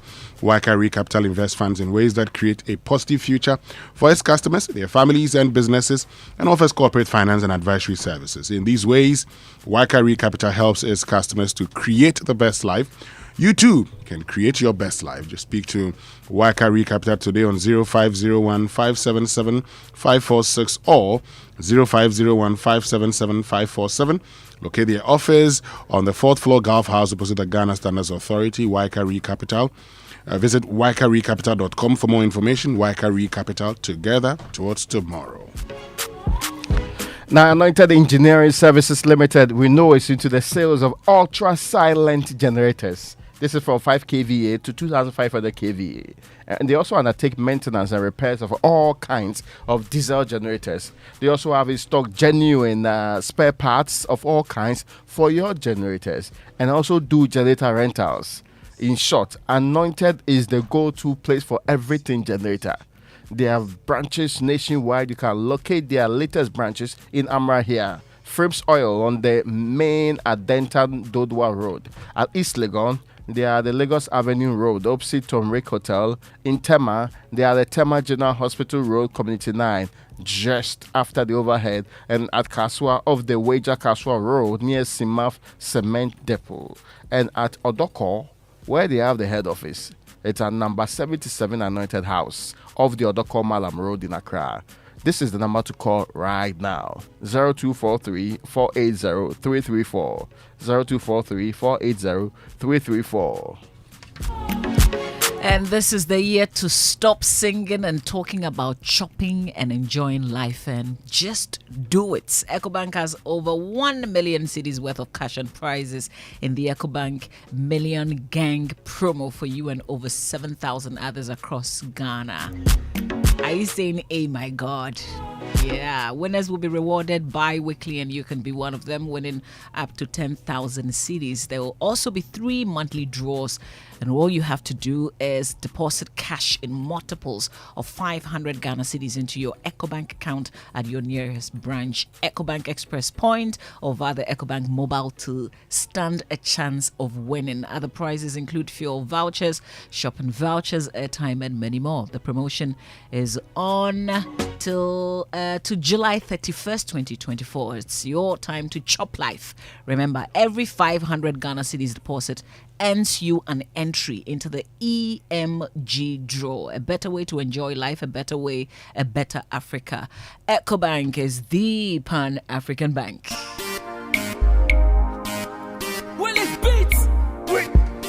Your Super Morning Show is concerned about the cedi this morning. Dr. John Kwabena Kwache, who is the Director of Research at the Institute of Economic Affairs, the IEA, he suggested that, listen, stabilizing the economy is not rocket science. If we feel we cannot maintain the cedi, let us just abandon it and adopt the dollar. Let us dollarize the economy. Not long term, it is something that we can do within the short term. After all, we're spending the dollars anyway. That sounds like it's a solution, isn't it? Because we can't stop it from falling. We can, actually. And so why haven't we? It's less dependence on it. Let's be quite clear. The conversation that we've had in times past, and let's not get it wrong, the idea of changing the Gadsby economy, which is what was promised, was to make sure that we are not import dependent. Of course, there are areas that we will still have to, but if we make enough of the foreign currency, we will certainly be less dependent on having to force ourselves to go and buy more. That is the theory. Again, we can also locally look at the things. And Winston, this conversation we've had before, when one district, one factory came, the proposal we were giving was that select your top 100, if not 10, not even 100, select your top 10. Or even if you can't do that, just glean for the whole year or for a period of time the top contributors to your inflation coming from imported inflation, and try to replace each one of them, let's say for each year. If this government started that in 2017, by now they've done 6 of the main items, which would have been very, very substantive. I hope you're getting my point. And promote more exports. So this conversation we are having, we should always not pretend that the short term is the best solution, because there's history that suggests that when we try short term, it becomes permanent long term issues. We should be interested in why we have failed the very things we knew we could do and did not do them over the years, and why we are where we are today. The procedure we put in place by the ever competent chairman of the economic management team, when he locked up the currency and gave the key to the IGP, it's also required to be deployed today so that the issue can be resolved. Except we know deep within our hearts that we're using similar short-term measures like borrowing on the Eurobond market. 3 billion beginning of the year. That we've been lying to ourselves that, oh yeah, we have tamed the cedi. It will never get out of jail again. And it is now under control. Now that we can't go to that Eurobond market and go and take 3 billion at the beginning of the year, we are actually not meeting demands on the market. So we should be truthful to ourselves. There are solutions available to us, not the one that says that convert to dollarize. Yes. Well, so I mean, if you say you want to dollarize, you're actually telling the whole world that you have a very fragile macroeconomic environment. But isn't that what it is? Hold on. And that's what you want to do. But this is the point. Yes, our macroeconomic indicators may not be as strong as we want it to be. But it doesn't mean that nothing can be done about this. Raymond has talked about this. But this is the other point even for me. In a country where the distinguished government statistician, Professor Enim, what he has done is to actually show Ghana's trade vulnerability. What he has done is to show you, for instance, where you put your dollars. Mama V, when you are shown where you put your dollars, it doesn't mean you go to sleep. It means you start working on how you can reduce the dollars you spend in these areas. He's actually even gone further by indicating there are other neighboring countries within West Africa that also import things which you could have competitive advantage. While for many people this may look like, no. So he has done the job for... He's done the job for you. This is data. So in the past, we had actually spoken about, you have to do this, you have to do that, you have to do this. With speculations. But now, you have the data. And later on, I'm going to bring it out and share with you what can be done. So for instance, if today, in a country called Ghana, you know that there's a deficit in rice production, and so you would have to import rice, automatically it tells you that the hundreds of millions of Ghana cedis that you spend importing rice is dollars that you don't have and you'd have to struggle to make. What does it tell you? How do you ensure that you are rice sufficient? Why? You have laughed at the Nigerians that their jollof is not nice because the problem is from their rice. Have they died? Have they not eaten their own rice? Go to Nigeria today. When they close their border, preventing other African countries, particularly Ghana and the rest, from entering into Nigeria, what did we do? We complain and complain. Nobody is saying, okay, shut down the country to, all places. But we're saying that it's two things. If you know that you have competitive advantage, don't just start today and say that we're going to stop the importation of rice. Over a long period of time, you incentivize producers, okay? So if rice is imported into the country and sells at 500 and you can get Ghanaian producers to sell rice at 400, nobody will tell you that go and buy rice at 400. You will go and buy the rice at 400. And government, this is something that government can do. There is nothing government cannot do. Recently, the military government in Burkina Faso, they decided that they want to be self-sufficient. So what did? They were distributing, this one you can see, they're distributing tractors to farmers ahead of the farming season. They did not distribute tractors to politicians to forward aid to farmers. They did not go ahead and just say, but in our part of the world, and I say this. You're citing Burkina Faso. I am citing Burkina Faso because we go and buy tomatoes from there. Isn't it? No, because we go and buy tomatoes from Burkina Faso. Even when they have all the coup and things happening, let me tell you they are something. still producing for you to buy. Is it not surprising to you? The first evidence of genetic engineering, and here I've talked about genetic engineering. I've not talked about genetic modification. Genetic engineering, there's a difference between the two. The first example of genetic engineering was to ensure that the cassava, which was grown in the north, one of the first in the north, which grew very early but had some poisonous elements compared to that of the south. They took the early growing genes from there and fused that with that of the south to actually reduce the period by which cassava grows for us to consume. Why? Who told you that all the things we've done? Years ago, we used to trumpet, kivas, banchin, kivas, bueno. There is nothing you cannot do if you want to do it. Today, government can actually give a lot of tax incentives to foreign people who are bringing things into this country, including indigenous Ghanaians who are building hotels. What that tells you is that if today we decide, look, the planting for food and job too, is a good thing. Why is it so good? It's good because we are actually now saying, look, we'll give you the money, cultivate everything, sell it, we take it, you take your share, then we can do it for a lot of things. Well, we've got more of our big stories to share with you. I'm not done anyway. I know, we'll come back to this because we'll also talk about Otunfo's concerns, with regards to our elections. But I want us to bring you Insurance Today Now is brought to us by Enterprise Insurance at 100, celebrating our legacy, securing your future. This is Insurance Today. Insurance Today is a public education service by Enterprise Insurance. Ensure you speak with your insurance broker or agent before making any insurance decisions. Glad that you joined us. I am Barbara Taylor. We are going to talk about an insurance principle called subrogation. The brothel sounds big, right? I know, but no worries. Subrogation gives insurance companies the legal right to go after a third party responsible for an accident or event that caused a loss to an insured person or entity. Put another way, subrogation allows an insurance company to demand compensation from the insurance company of a person who was at fault in an accident or event that caused their policyholder to suffer a loss. Let's say that a speeding Opiniosible bashed Ejakotre's vehicle from behind. Ejakotre files a claim for his damaged vehicle. His insurance company will pay the claim, but thereafter file a subrogation claim with Opiniosoble's insurance company in order to recover the money they paid out to Ejakotre. So, subrogation generally allows insurance companies directly pay policyholders their claims for the loss they suffered. They would pursue reimbursement from the insurance of the offending party that caused the loss. Subrogation is a way that your insurance company can stand in for you, the policyholder, and exercise the same legal rights that you're entitled to for compensation of a loss. The aim of subrogation is to make quick and fair compensation easier.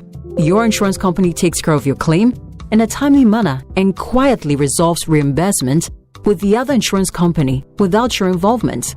That way, you are saved a lot of hassle and inconvenience. That's it for today. Email us at insurancetoday@myenterprisegroup.io or WhatsApp us at 0548 231149. Enterprise, your advantage.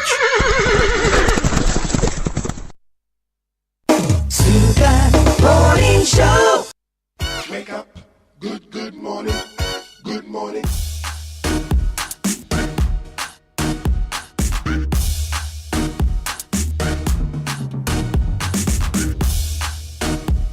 Thanks to Enterprise Insurance for bringing us insurance today. It's always brought to us by Enterprise Insurance at 100, celebrating our legacy, securing your future. Well, we're on our big stories today, and Winston, you still had a lot more to say. Yes, Mavi, I mean, there's a lot to be done. Look, in today's Ghana, what do you spend a lot of money importing? You import tomatoes. Mm-hmm. You import onions. Mm-hmm. You import rice. In fact, Ghana imports a lot of things. Even people term yemuadie, you import. Now, that in itself tells you that these are the things you're spending your monies on. So if you want to engage in import substitution, what it means is that you must begin from, you give yourself a number of years. You say, within the next 5 years, this is what we intend to achieve. So within the next 5 years, you get Ghanaians, incentivize them to get into these, products. It's as simple as that. If you want Ghanaians, and look, government is actually the largest buyer of a lot of things. And so it must start from government saying, okay, and the World Food Program said we're going to buy local food for the, school feeding program. How about it? So did we continue with that? Even that one, you don't even pay the people early. So let's put that one aside, because we still will get the people coming back to complain and will not even be able to cultivate. The point is that a lot of the things we complain about today, I drove through Akuse to Osudoku, those areas, and the vast land I saw. Okay, the attempt at irrigation that I saw, I say attempt at irrigation because the land was not irrigated. But look, the vast land that I saw, I asked myself, is this Ghana? We have so much land that we can do a lot of things with. Look, go to the Aveime areas. We tried with the quality grain, it did not work. So the Julia cotton story, it didn't work. People went to jail for it. But what happened to that project? End of story? No, that should not be it. That should not be it. In fact, somebody suggested that we start from state events, that at all state functions, everything supplied should be locally produced in this country. How about that? It's not what Bill said. I remember some time ago, Bill said that. I remember. And the investor of Ghana said, okay, that's a policy we're also replicating. All our functions, it's only what's made in Ghana that will be consumed at that place, with the hope that it will replicate across the country. But of course, I mean, Moses is not president. A lot of things happen in this republic and ends with people along the line. But which I agree with you. My point is that we know what we have to do. This is not a time for any fresh thinking on the matter. This one, you are not reinventing the wheel. The places that people are reinventing the wheel, the places that people are doing deeper thinking in IT, in technology, in the other areas, they are there. This one, it is just, we lack the discipline to do it. And I'm saying when it comes to the currency, the short plan is that a very competent person had arrested and kept the currency at a key. And I think that person should be able to do the same now. Outside the Eurobond freebies, and of course it's a loan, so it's not a freebie, all of the things, these are the times that we require the competence of people who are in these areas. So I do not think it is something that we should be we should be holding national fora on and creating the impression that that's how we're going to solve Except that the person is a driver's mate, so... No. But why? When you was arrested, it was not driver's mate. That's not the most important conversation. I'm saying today, we know the solutions. We should just be competent enough to deal with it. We should not pretend that merely because now we don't get 3 billion at the beginning of the year and we don't get it as much as we are getting from outside source. We cannot borrow as much. We cannot fix the currency. Then there is no. Then the people we call our economic management team are not functioning. Then the people who are actually supposed to be managing our currency, responsibility lie with those who are in charge of fiscal and monetary policies, are also not functioning. We were talking about the Bank of Ghana earlier, but really, you have a fiscal institution of that sort. Part of their job is managing currency. So if there's a problem like that, Kojo, I am saying the people who are put in charge, they are competent enough. Some of them have extraordinary PhDs from some of the best schools in the world. We expect solutions. This is not something that should be brought back to the Makola woman. We're not seeing seeing the solutions. Why do you still insist that they are competent? So what if the problem is not competence? What if it's greed? What if the 0.00001% of people at the very top, the cream of the crop in this nation, the decision makers, what if their greed prevents them from carrying out solutions that will help all of us because it will not help them personally? So you say you are going to introduce a policy for us to all consume locally produced products. The kickback is not there because these local companies, they are now up and coming. They can't give you big bribe. But the foreigner who wants to come and flood your market, that's a lot of money. He can give you something substantial. So maybe when you weigh the two, it just makes more sense to go with the foreigner for your personal benefit. Maybe that is the problem. Maybe it is greed that is stopping competent people from carrying out the solutions that, as we have pointed out, are known. The solutions are known. They are not mysteries to us. Somebody talked about extraordinary PhDs. Raymond, you are absolutely right. The people who come here to tell us how to manage our economy under IMF programs, some of them didn't score as highly as our ministers scored in the same courses that they studied to come and teach us how to manage our economy. Yet our ministers can't manage our economy. So it's not a competence issue, if you ask me. It's a greed issue. If they do the thing that will help us all, they will personally not benefit, or they will not benefit much. So they have to do the thing that will harm us all so that they can personally benefit. And they are, like I said, a very, very tiny percentage of us. 30 million of us, probably about 300 of us are holding 30 million of us to ransom for their personal gain. Well, we're talking about the free fall of the cedi. Are there immediate plans to deal with it? We're going to check the impact as well and whether it's likely to continue. And then we'll talk about this. This year is another election year. Our political leaders are already on the campaign trail, and there's yet many months of intense and combative campaigning ahead. After all our past experiences, I remain sanguine that our democracy is safe. We need to remind ourselves that we cannot take things for granted, and we must be alert to avoid anything that has the potential to derail the electoral process. People need the right environment in which they can make informed choices in the interest of the nation. And that's Otunfo said to the second.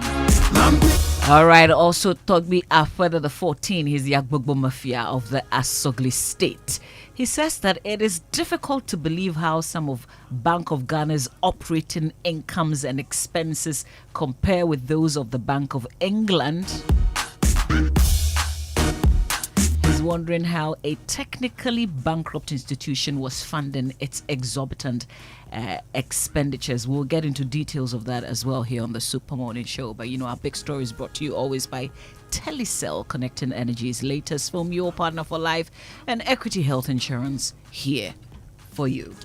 And in today's competitive business landscape, a healthy workforce is a foundation of success. That is why we've designed our corporate health plans to empower your employees and enhance your organization's performance with Equity Health Insurance. You're not just investing in insurance, you're investing in the future of your company.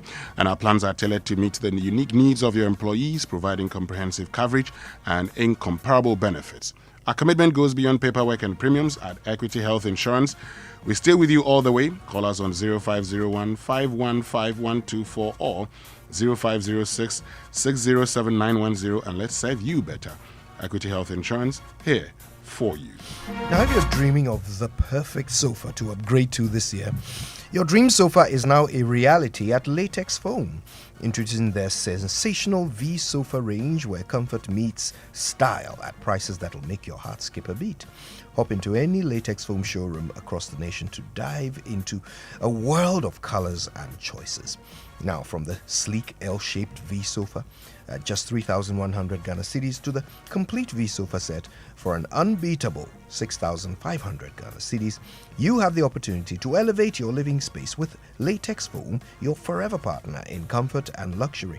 Hurry, your perfect sofa awaits. Latex Foam, your partner for life. You're about to have the world at your fingertips because the wait is finally over and Telcel is here. Now you have everything you want and need. Quick and reliable communication, stress-free money transactions via Telcel Cash, and transforming your big business ideas into success stories with Telcel Business and more. Connect with Telcel and enjoy a world of endless possibilities, because with Telcel there is no limit, absolutely none, to connections. Telcel, connecting energies. All right, a quick belated happy birthday to Mary Ada, Executive Director of Ghana Integrity Initiative. Yesterday was her birthday, and this one comes to her from Aisha here at Joy News. And you're talking about yesterday, right? It was also the Papa's birthday, Archbishop Duncan Williams. Yes, it was his birthday. And this one is from George Duafe. Okay, a happy 60th birthday to Abigail Bergerson of Abilinkpe.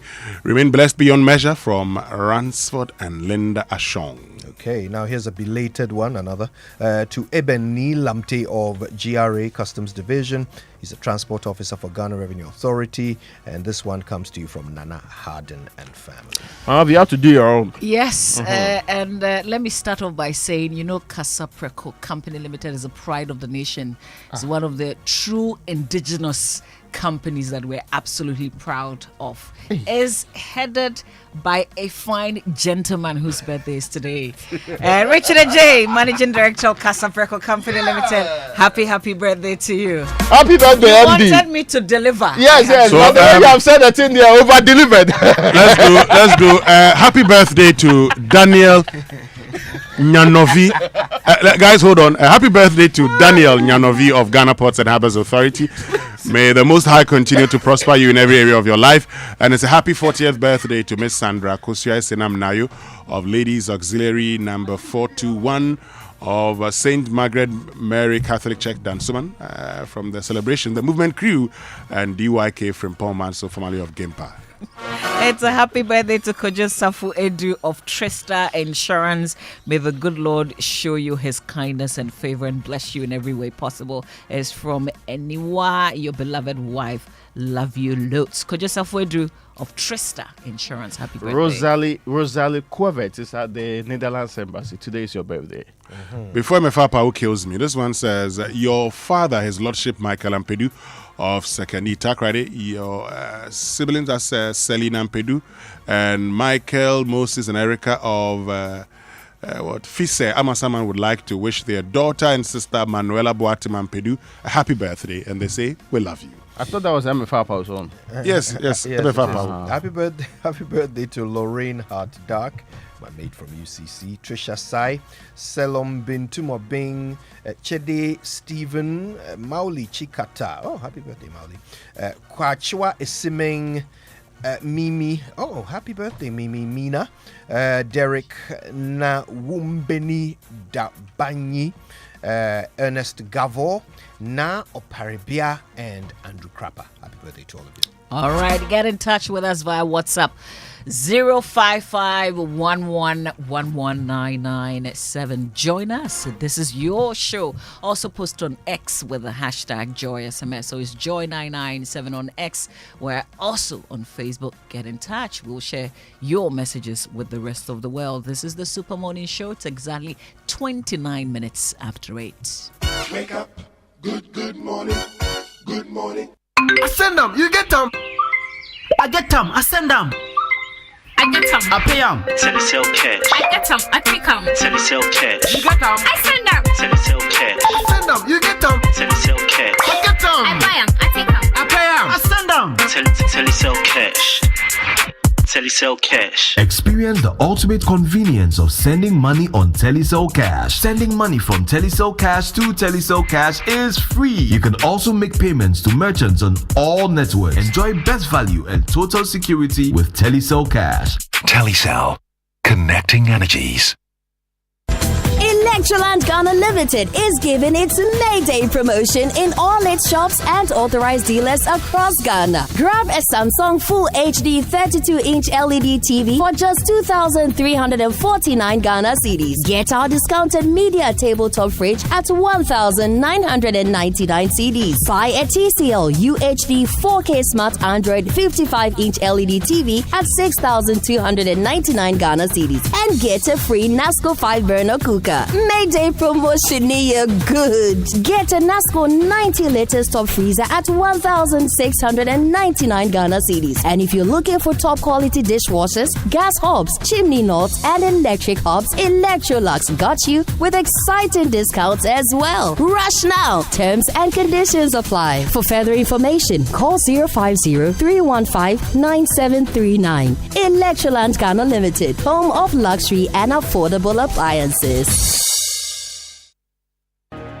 It's the 3i Africa Summit, where innovation, impact, and investment converge, where technology drives transformation. From the 13th to the 15th of May 2024, heads of state, central bank governors, thought leaders, innovators, investors, academics, and entrepreneurs will converge to unleash Africa's full potential. Discover the power of digital assets, explore the state of digital growth in Africa, and unveil lessons from Africa's central bank digital currency experiments. Engage in discussions on diversity in the creative arts and tech, financing Africa's SMEs and bridging the digital gender gap. Network with investors, pitch your ideas, and access funding at the 3i Africa Deal Room and Pitchfest. Join us at the Accra International Conference Center as we ignite a fintech revolution for Africa's financial future. Visit 3iafrica.com to register now. Hey, Cashman. Yeah. Don't you know Nana has assembled all of us and you are here making calls? My generator is spoiled too. So I'm calling a renowned Ghanaian company with an excellent track record in the sales and repairs of generator sets in Accra to come and repair for me. Oh, is it Anointed Electricals? Yeah. Anointed Electricals deals in quality and genuine generators with high fuel efficiency. We also rent generators. They sell quality generators from 10 kVA to 2,500 kVA. They have spare parts of other generators and can repair every faulty generator set even if you didn't buy from them. Look, now we don't have any electrical problem in Accra. Oh, how? Because Anointed Electricals is right here at East Legon, Lagos Avenue, opposite Tomric Hotel. And that's why Nana is calling us. Okay. Yes. If you want to buy a brand new generator or repair the old one, visit Anointed Electricals. Or if you are within Accra, call our hotline 0246 423 534 or call 0243 480 334. They have qualified and dedicated men on 24-hour after sales service. Then let's go and listen to Nana. Let's go. Gosh, after giving you the hint, won't you give me anything? Anointed, the generator experts. Waikari Capital. We are a multinational fund management company regulated by the Securities and Exchange Commission. Our aim is to help our customers thrive by enabling them to achieve their lifetime financial goals while investing their funds in ways that create a positive future for them, their families, and their businesses. In this way, we help them to create the best life. Speak to us today. Call us on 050-157-7546 or 050-157-7547. Visit www.waikaricapital.com. Waikari Capital. Together towards tomorrow. It's the 3i Africa Summit, where innovation, impact, and investment converge, where technology drives transformation. From the 13th to the 15th of May 2024, heads of state, central bank governors, thought leaders, innovators, investors, academics, and entrepreneurs will converge to unleash Africa's full potential. Discover the power of digital assets, explore the state of digital growth in Africa, and unveil lessons from Africa's central bank digital currency experiments. Engage in discussions on diversity in the creative arts and tech, financing Africa's SMEs and bridging the digital gender gap. Network with investors, pitch your ideas, and access funding at the 3i Africa Deal Room and Pitchfest. Join us at the Accra International Conference Center as we ignite a fintech revolution for Africa's financial future. Visit 3iafrica.com to register now.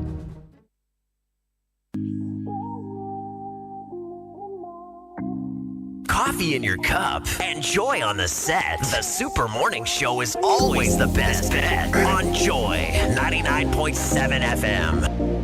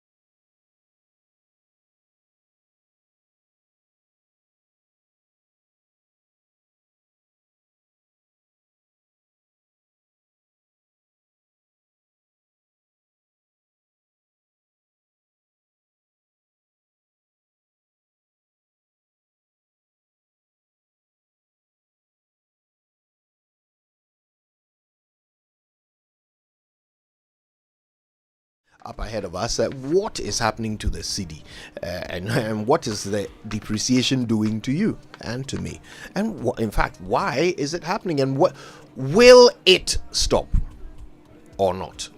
Well, those who can help us understand what's ahead will be joining us. Godfred Bokpin is a professor, an economist, a professor of finance at the University of Ghana. Kenneth Thompson needs no introduction, director of Dalex Finance, a thought leader, business economic matters, and a fellow of the Institute of Chartered Accountants in England and Wales. He'll be joining us with his perspectives as well. But first, look, this is a message for shareholders of GCB. It is crucial in today's dynamic market environment to stay informed about the performance and status of your shares. To facilitate this, GCB kindly requests you to update your records with them. You can conveniently do so by visiting the nearest GCB Bank branch or by accessing the website, which is gcb.com.gh. You can keep your records current to enable them provide you with the timely updates and notifications related to your shares. Your investment matters to GCB, and they are committed to delivering reliable services that cater to your financial needs. Don't miss out on important updates that could impact your investment decisions. Take a moment to visit GCB today at any of their branches across the country and ensure that your records are up to date. GCB, your bank for life. But before I tell you about the fourth industrial revolution, we're told that there's a huge traffic from Budumburam to Ewutu-Senya, and persons have been stuck in there for the past 3 hours, no movement. So if the police could please get there and help with traffic. Now, the fourth industrial revolution is here, but what does this mean for Ghana and Africa? Join the global and local leaders to address the impact of technology at the first ever Industry Engagement Forum 2024 by the Industry Immersion Africa, that's II Africa, in collaboration with MasterCard Foundation Ghana and the Ministry of Education through the National Service Scheme. Be part of this groundbreaking immersive experience. The two-day event will serve as a pivotal platform fostering dialogue and collaboration in a bid to bridge the industry-academia gap, empower STEM graduates across Africa, and combat youth unemployment. Theme: industry driving AI and the fourth industrial revolution in Africa. Collaborative pathways for digital transformation in Ghana. Date: Wednesday the 22nd May and Thursday the 23rd May.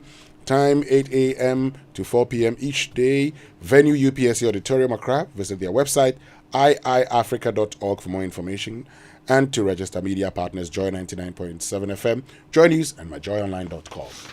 Now, there's more news you should be hearing about. That's good news for you if you're a shareholder of Societe Generale Ghana. Now, henceforth, subject to the necessary approval by the regulator, you will now receive your dividends paid directly to your bank or mobile money accounts.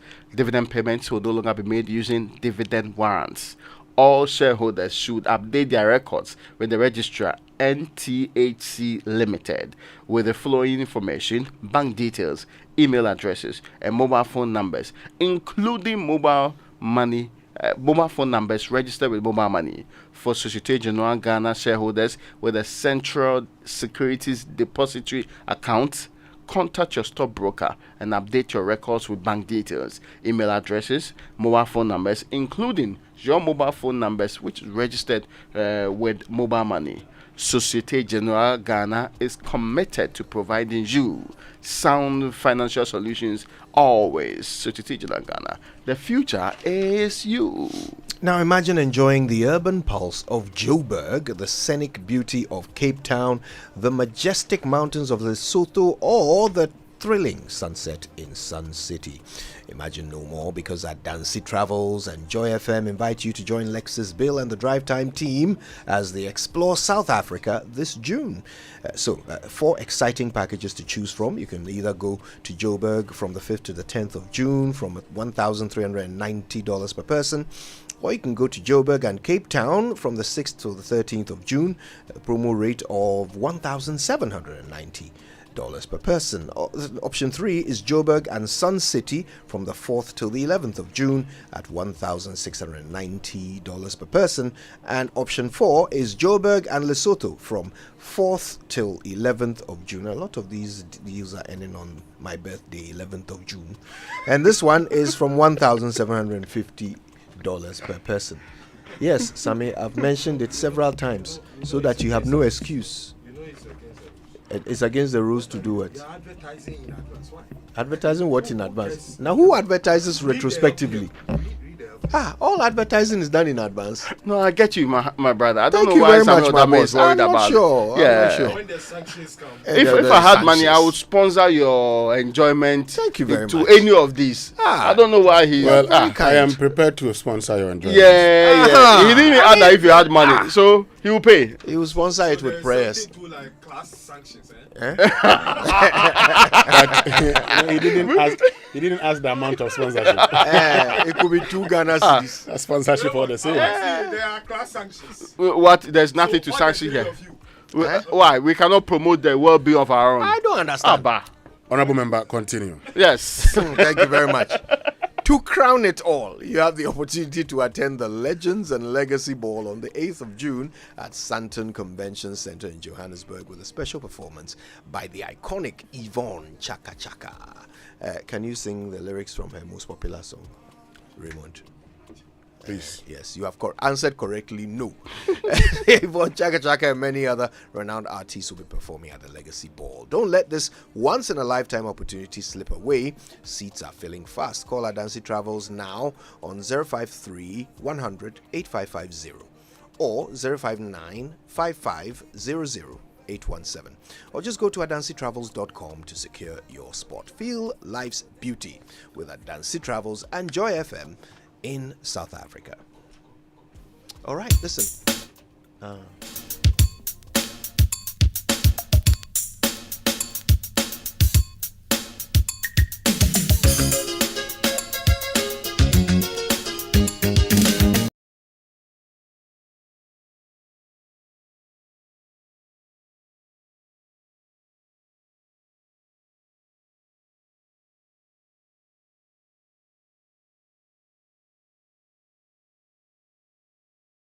It's 8:43 on the Super Morning Show. Our guest, Professor Godfred Bokbane, Professor of Finance and an economist at the University of Ghana, and Ken Thompson, Director of Dalex Finance, thought leader, business and economic matters, as well as a fellow of the Institute of Chartered Accountants in England and Wales.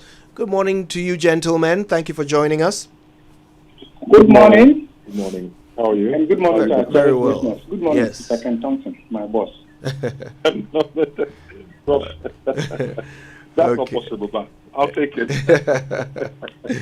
All right. Okay, good. Now let's try and figure this out. For me, there's only one question that's important. The city is in what appears to be a free fall.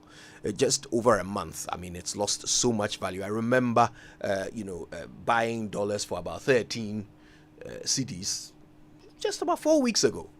Now it's pushing towards 15 cedis. That is astronomical. My question, the only one that matters, Professor Bokpin, is this going to stop?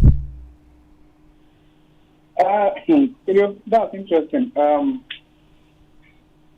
It will take a rest, and then it will continue to depreciate. Is that a good answer for you? No, but I'm assuming that's your truthful analysis. Prof, when you say it will take a rest how, and why will it continue depreciating? There will be some relative stability, and then the depreciation will continue. That has been the pattern of the cedi since it was introduced in July 1965. It's not, even if we did everything right, we still expect that the cedi will depreciate by a certain margin, given the relative strength of our economy, given the other economies that we interact with. Of course, and that would only be consistent with the objective of price stability. Because in economics, when we say price stability, it's not exactly at the same price over time. Okay, and therefore, some level of volatility will still be experienced if we were to do everything right, both from the fiscal side and then from the monetary side. Unfortunately, we have not been able to support the cedi with the necessary sound macroeconomic policy making, which would include responsible fiscal management and prudent monetary policy. So over the years, we have denied the cedi this basic right, and then we expect the cedi to do a magic. The cedi's behavior is a reflection of some underlying fundamentals. You remember a couple of years ago, there was a popular saying, and it's still relevant. If the fundamentals are weak, the exchange rate will expose you. Put differently, if you are in doubt about the fundamentals of the economy, check the exchange rate. In other words, the fundamentals of the economy, we are talking about development that relates to the real sector of the economy. We progress that by GDP and its decomposition in terms of agriculture, industry, service. I couldn't help myself but to lean to the preliminary discussions that I heard from your studio. I think the host, including yourself, and then there were two other people. They are my very good friends, but their names have escaped me. Winston Raymond Mamavi. Yes. In fact, Raymond seems to be the latest economist now. So we would accord him that. Okay. And then, I mean, wonderful. So all that they talked about actually constitute part of the fundamental of the economy. And in that regard, we are talking about the real sector, agriculture, industry, service. You check whether we have been doing quite well along those lines. Ghana has comparative advantage in terms of agriculture, but we have moved beyond that. Comparative advantage is not enough. Countries that don't have comparative advantage are creating competitive advantage. And that is why Ghana, with comparative advantage over the production of tomatoes, would import tomatoes from Burkina Faso, a desert country. So having comparative advantage and not backing that with the necessary competitive advantage is a zero-sum game, if not a negative-sum game. That's so fun. Then you can also talk about a fiscal project that by a fiscal deficit or primary balance either on cash basis or on commitment basis. And again, we talk about the fiscal regime. That has been weak. Okay, that has been weak over the years. In fact, Kojo, in 1964, let's go back to history. Yeah. Ghana's inflation was less than 1%. 1964. At that time, Kojo, we didn't have a currency of our own. We were using the British West African pound. Because we didn't have monetary sovereignty and we couldn't print the currency at will, we stabilized price. Inflation was barely an issue. Then we had fiscal authority, and there was a constraint in utilizing the fiscal independence because we couldn't print currency at will. What was the drive for politicians? More and cheap money. So we introduced the cedi in July 1965. Kojo, since then, this country has never had rest from inflation. By the end of 1965, inflation had gone up to 26.4%. The result of that was for Ghana to surrender to the IMF. Of course, that program was rejected after it had been approved. So then you want to look at other fundamentals. You can talk about the monetary side. Oh, yeah, was it that by money supply or money or policy rates? Could you know what we have been doing? Tell us. Because we have to learn from our history. When we printed more currency at will, July 1965, when inflation jumped up, what did we do in 2022? Even when there was clear evidence that there was printing, the central bank still its funds to demand until the IMF came to town and shone light. By the end of 2022, the overdraft extension to Ghana government by the central bank was 77.6 billion cedis. That was more than $6 billion at Bank of Ghana's official SCP they kept. What do you expect with all of that? This is a small open economy. We are practically not producing. Then let's press forward, Kudu, and see the politics we do with managing the economy. Not long ago, we were singing the song of turn around. You remember, we had turned the corner. We had turned the corner and turned every years. Then Bank of Ghana claimed victory over a cocktail. Check the data. Bank of Ghana claimed victory over a cocktail and credited the stability we have seen to gold for oil program. You remember? Yes. What has happened to all of that? When it was clear to the market that the honeymoon effect of the IMF will not last for long, and therefore the country needed to be moderate with celebrating success and begin to do things on the ground that will consolidate and generate confidence in our economy. Sometimes, when you see the instability with the cedi, it's a reflection of lack of confidence in the economy.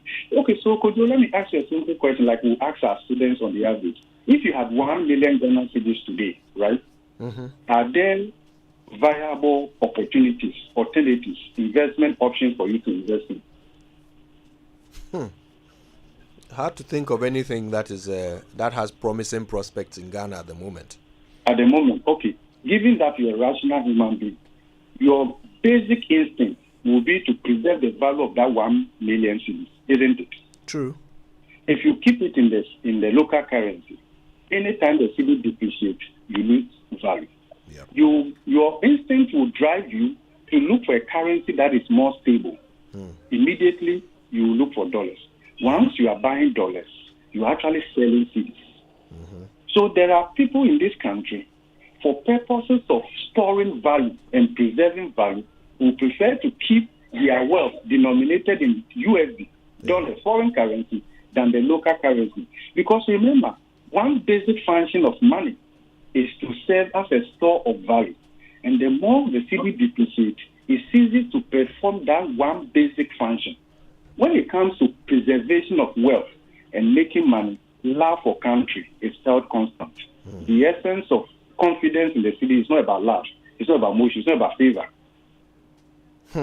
That's what happens. Yeah. I want to bring in Ken Thompson, if you don't mind, Prof. We'll come back to you for more. But Uncle Ken, so, I mean, how do we fix this?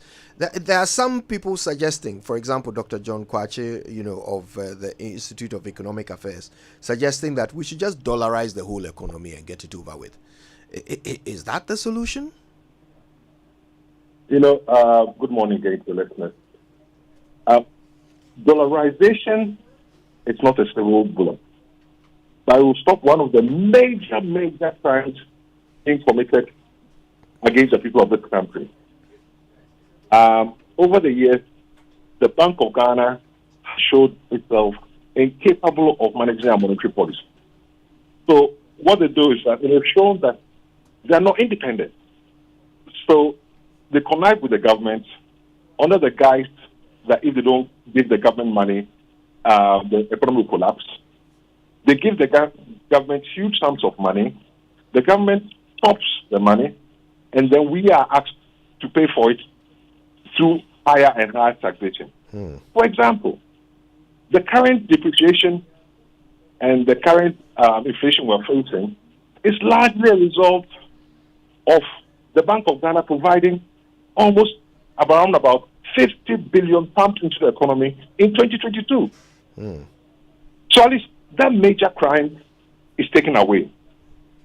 I mean, so an example I have is you are going to the market, you find a piece of yam, you decide that you enjoy yam, go and get a wolf money, then go and buy all the yam in the market, increase the prices, everybody suffers, and then as if that's not bad enough, you get your policemen to go and stand on the roadside and tax the people that are bringing the yam, and even increase the prices.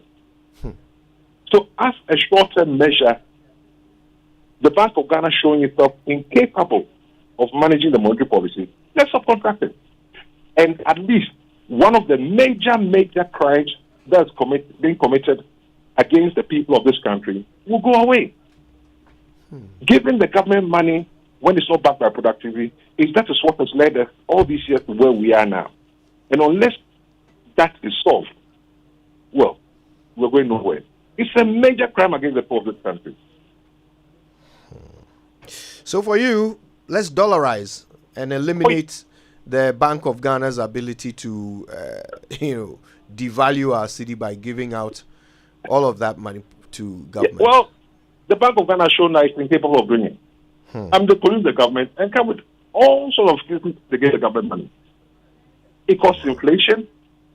It causes depreciation. We are poorer. We are standstill. The money that's given is not backed by any productivity. And we are poorer every day as a result. I mean, of course, other things must happen. But at least that major crime cannot be committed again. Mr. Thompson, is it that easy? I mean, can we just get up and say, okay, we're dollarizing and that's the end of it? Of course, there's a process. I mean, there's a process.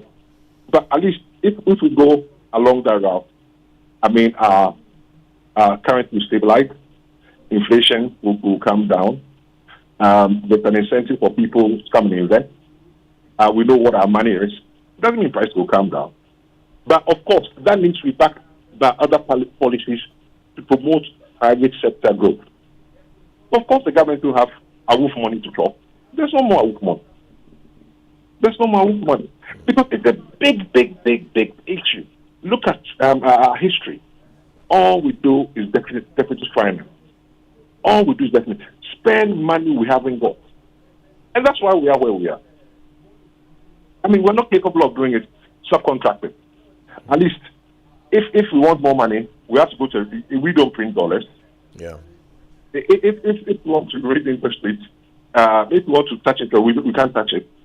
There's no more money stuff. We're going to deal with that issue. So that's a short-term measure, yes. But of course, like I said, it's not a silver bullet. It needs to be backed by a commercial education system that's not torturous. It needs to be backed with policies that incentivize people to produce. But one major crime against this country, one major crime against the people of Ghana, providing awoof money for government to chop, does not exist. Let me get the view of Professor Godfrey Bockming on this. Prof, what's your take? Thank you very much. That's quite complex. On one, I associate with the advantages of dollarization, as my boss has said, and Dr. Jim Kwesi, whom I also respect, has also said. But I have a slightly different view. Whilst I acknowledge the advantages, to some dollarization exists at different stages. There's already some level of dollarization in our economy. Prof, can I ask you to reposition yourself a bit? We're losing the quality of the signal. Okay. Is it better now? This seems a bit better, yes. Please continue. Okay. Yeah. So I was saying that to some extent, I identified with the advantages that have been proposed with dollarization, but I have slightly a different position. Dollarization exists at different stages. To some extent, the economy is being dollarized to some extent. If you look at other indicators, I mean, if you look at the bedroom economy, the currency composition, if you look at it, I mean, across pricing, others will say they are fast forwarding the transactions in the currency that is more stable and all of that. So it's with us here. In a certain sense, I think that something has spoken about that currency is a measure of sovereignty. So to dollarize the extreme form, perhaps they see what people are proposing, abandon the local currency and adopt the US dollar. Or you can introduce the US dollar alongside the local currency and peg the local currency to the US. The immediate requirement may be, do we have enough gross reserves to exchange for the local currency? It doesn't have to be, because not all our reserves that are actually in liquid form and all of that. But if we decide to go that way, then we want to look at how do we operationalize it. In other countries where they dollarize completely, they decided to borrow from either the international capital market to shore up the foreign exchange in order that if they decide to exchange, there will be enough effort for every local currency that was in circulation. But Ghana with less market access, right? We can't go to the market this year, not next year, at least under the IMF supported program. Bear in mind that in the midst of Russia, Ukraine, post-COVID, and the rest of them, some African countries have actually gone to the international capital market, whilst Ghana is still waiting. I'm talking about Cote d'Ivoire, Benin, Kenya. Yeah. The first quarter of this year, they've gone to the market. Well, they didn't sink as low as junk status. Sorry? They didn't sink as low as junk status like yes, we did. That's what I'm saying there. While Ghana was blaming COVID in Russia, Ukraine, it was a clear case of running away from responsibility and shifting the blame because we don't want to behave like adults. We don't want to be responsible for our actions and inactions from which we will actually learn and determine never to repeat them. So back to business. So to some people, dollarizing is partly a case of capitulation. We are a sovereign nation. But of course, we have already been on that path. On 1st July 2022, Republic Day, the only meaningful thing Ghana did on a Republic Day 2022 was to surrender sovereignty to the IMF. So we are already on that path. So what would be the result from there? But could you dollarizing is not a substitute for fiscal discipline, which has eluded us over the years. Probably, like Mr. Tusi is saying, the immediate effect will be that it imposes a certain binding constraint on the government from having access to more and cheap money as they have done from the central bank. But I do not think that would, because the point is that once you dollarize, your growth may not be at optimal level because you lose the privilege of using interest rates to engineer growth. In fact, other countries that have dollarized, like Panama and the rest of them, over a period, growth had been below potential. And given Ghana's population growth, when you correct growth for population growth, chances are that per capita income may be lower, and ultimately it may not inure to the benefit of the citizens. If you compare what we are going through right now to the first quarter of 2023, it will not seem like a worst-case scenario is coming home. No. We've seen this over the years. So we've also seen relative stability within the period as well. Part of what we see happening right now is also the fact that there is considerable uncertainty with the approval of Ghana's second review, which is tied to the release of the third tranche under the IMF supporter program, because we needed to procure memorandum of understanding from our external bilateral creditors through the fiscal committee co-chaired by China and France. So that delay, the market is reading a deeper meaning into that. Apart from it, if you look at the way the IMF program is designed, it's easier for speculators to take entrenched positions because this is billions of wealth of an economy. The total inflows in terms of balance of payment needs as captured in the IMF program is woefully inadequate. The IMF knows that. And that is why the IMF position has been allow the exchange rate to adjust to reflect the pressure. In other words, their incentive is not for the central bank to actually fight off the depreciation by burning it through their reserves. Remember, the reserve the central bank is taking on is also partly as a result of non-payment of coupons and principal repayment of our external debt, which has also helped show up our business. What Ghana should have done, Koyo, and the managing director of the IMF said it, and at the beginning of the program, our president echoed that, right? That the IMF program alone is not sufficient to take Ghana out of this situation. The president said the same thing. But the question is, what is it that the country is doing to complement the measures that are in the IMF supported program? In fact, from the second half of last year, with the exception of the IMF program and measures that are in the program, there is no communication to the market that the Ghana government is actually taking further and drastic measures to complement the measures that are in the IMF supporting program. In fact, from the beginning of this year, virtually every week, what we hear are more negative news about leadership deficiency than positive news. The reality is that negative news exert greater volatility on the exchange rate compared to positive news of the same magnitude. So when it happens that way, it undermines confidence in the economy.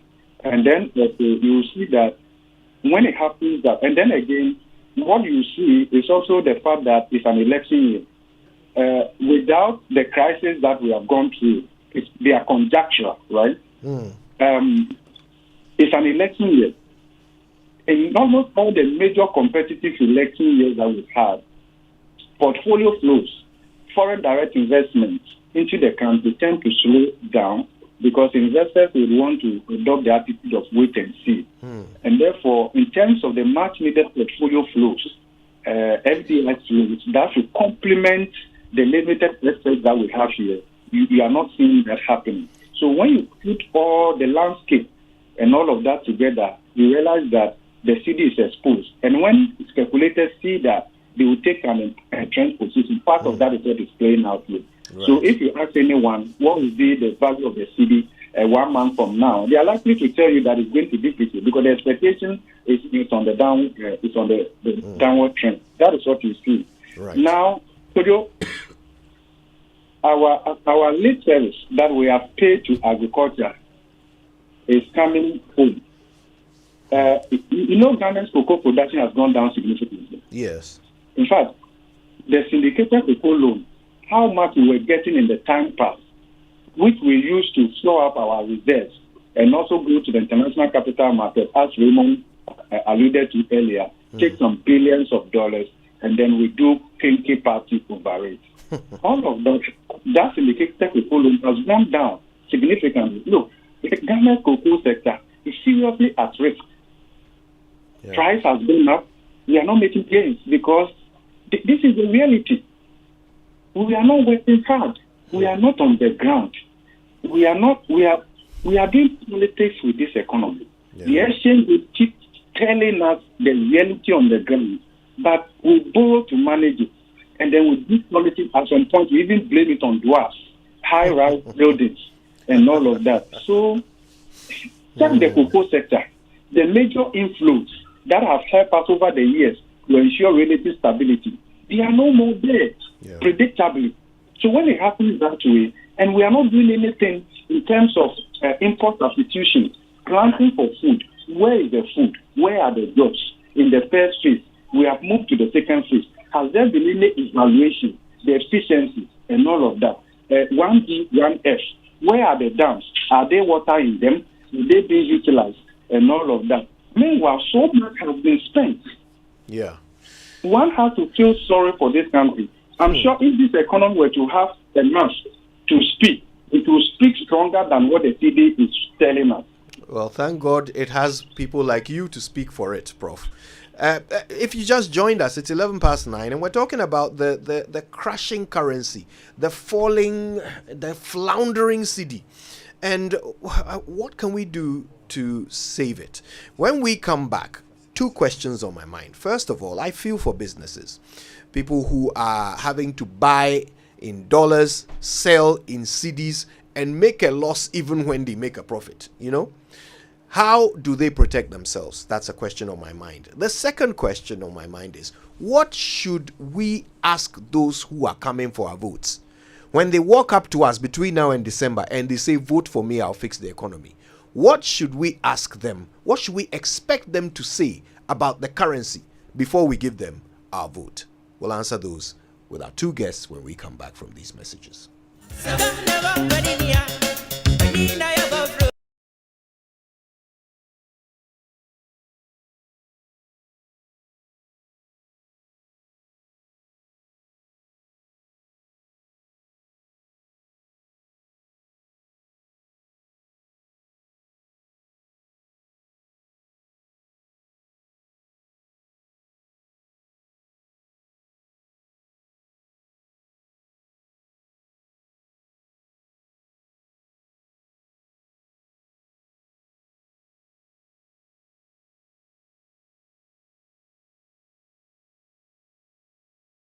Damage the delicate vessels in the brain, causing strokes.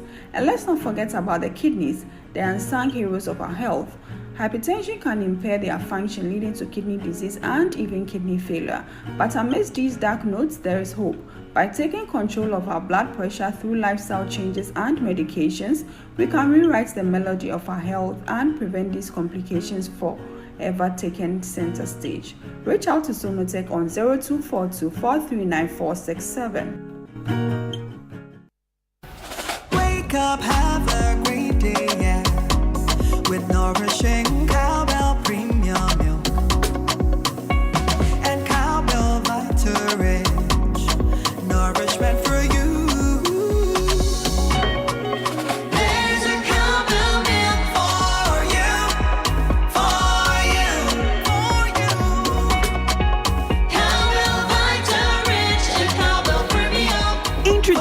The new Cowbell Premium Milk, high in protein, and the new Cowbell Vita-Rich, enriched with vitamin B9, both so creamy. Now there's a Cowbell for you.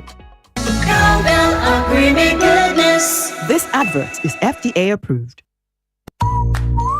Let every woman feel the love of motherhood. Celebrate your mom this May at any Melcom store near you and enjoy 20% off this weekend in this Mother's Day celebration from Friday 10th to Sunday 12th of May 2024. Get more this Mother's Day. Thanks, Mom, for choosing Melcom. Dad, you are invited too. Terms and conditions apply. Melcom, where Ghana shops.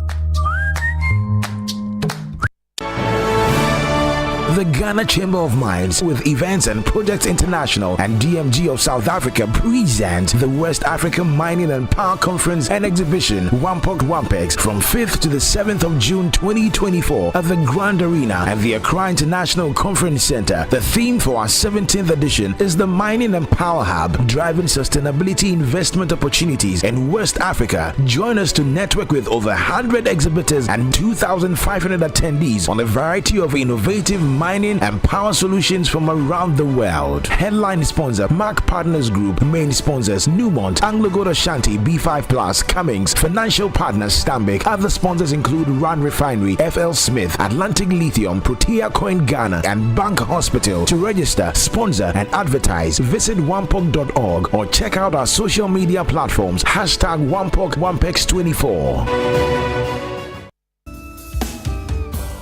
December is just around the corner and our nation stands at a crossroads. Will we continue down the same path or will we forge a new one together? The choice is ours, but we need every voice to be heard. That is why the New Force is investing time and resources to educate and encourage everyone about the voters ID card registration. To all of you out there unsure if your vote matters, your voice matters. Your vote is your power and your opportunity to shape the future of our motherland. Don't let others decide for you. Don't stay silent.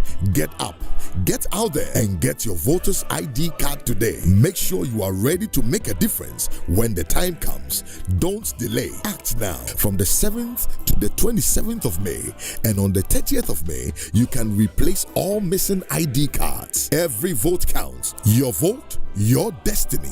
A message from Nana Kwame Bediako and the New Force.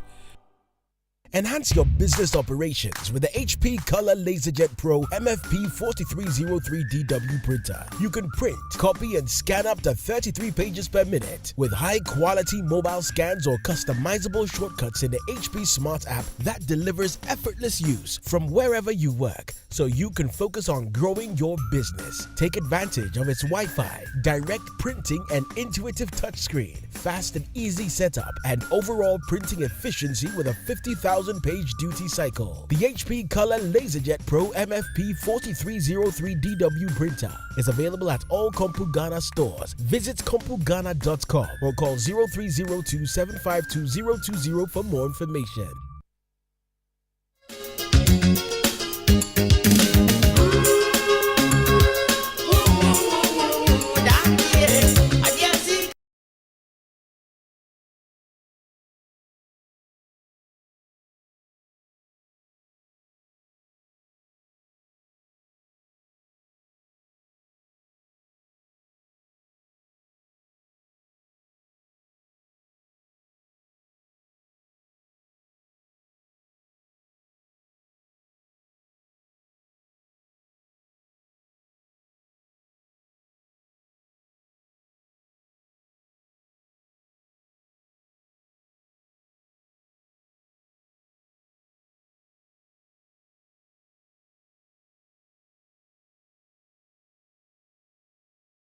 On the Super Morning Show, you're very welcome back, and we are all concerned about our sinking cedi, our crashing currency. And how do we save it? Well, two of the best people to help us with that conversation have been speaking on it. Professor Godfred Bokpin, an economist and a professor of finance at University of Ghana, and Ken Thompson of Dalex Finance. He's the director there. He's also a thought leader on business and economic matters and a fellow of the Institute of Chartered Accountants in England and Wales. For me, two questions remain. And I'll start with Uncle Ken, if you don't mind. Businesses are suffering. I gave the example of the woman who imports, provisions, fruit juice and canned foods, spends about $10,000 to stock her shop, sells everything in there in a month, makes herself some 13,000 Ghana cedis, maybe with profit on top, so 13,500 Ghana cedis in the month of April. Then in the month of May, she wants to go back and buy the same $10,000 worth of goods, but now she needs 14,500 Ghana cedis. So she's made profit, but she's also made a loss. How do these people protect themselves from what this cedi is doing? What can businesses do?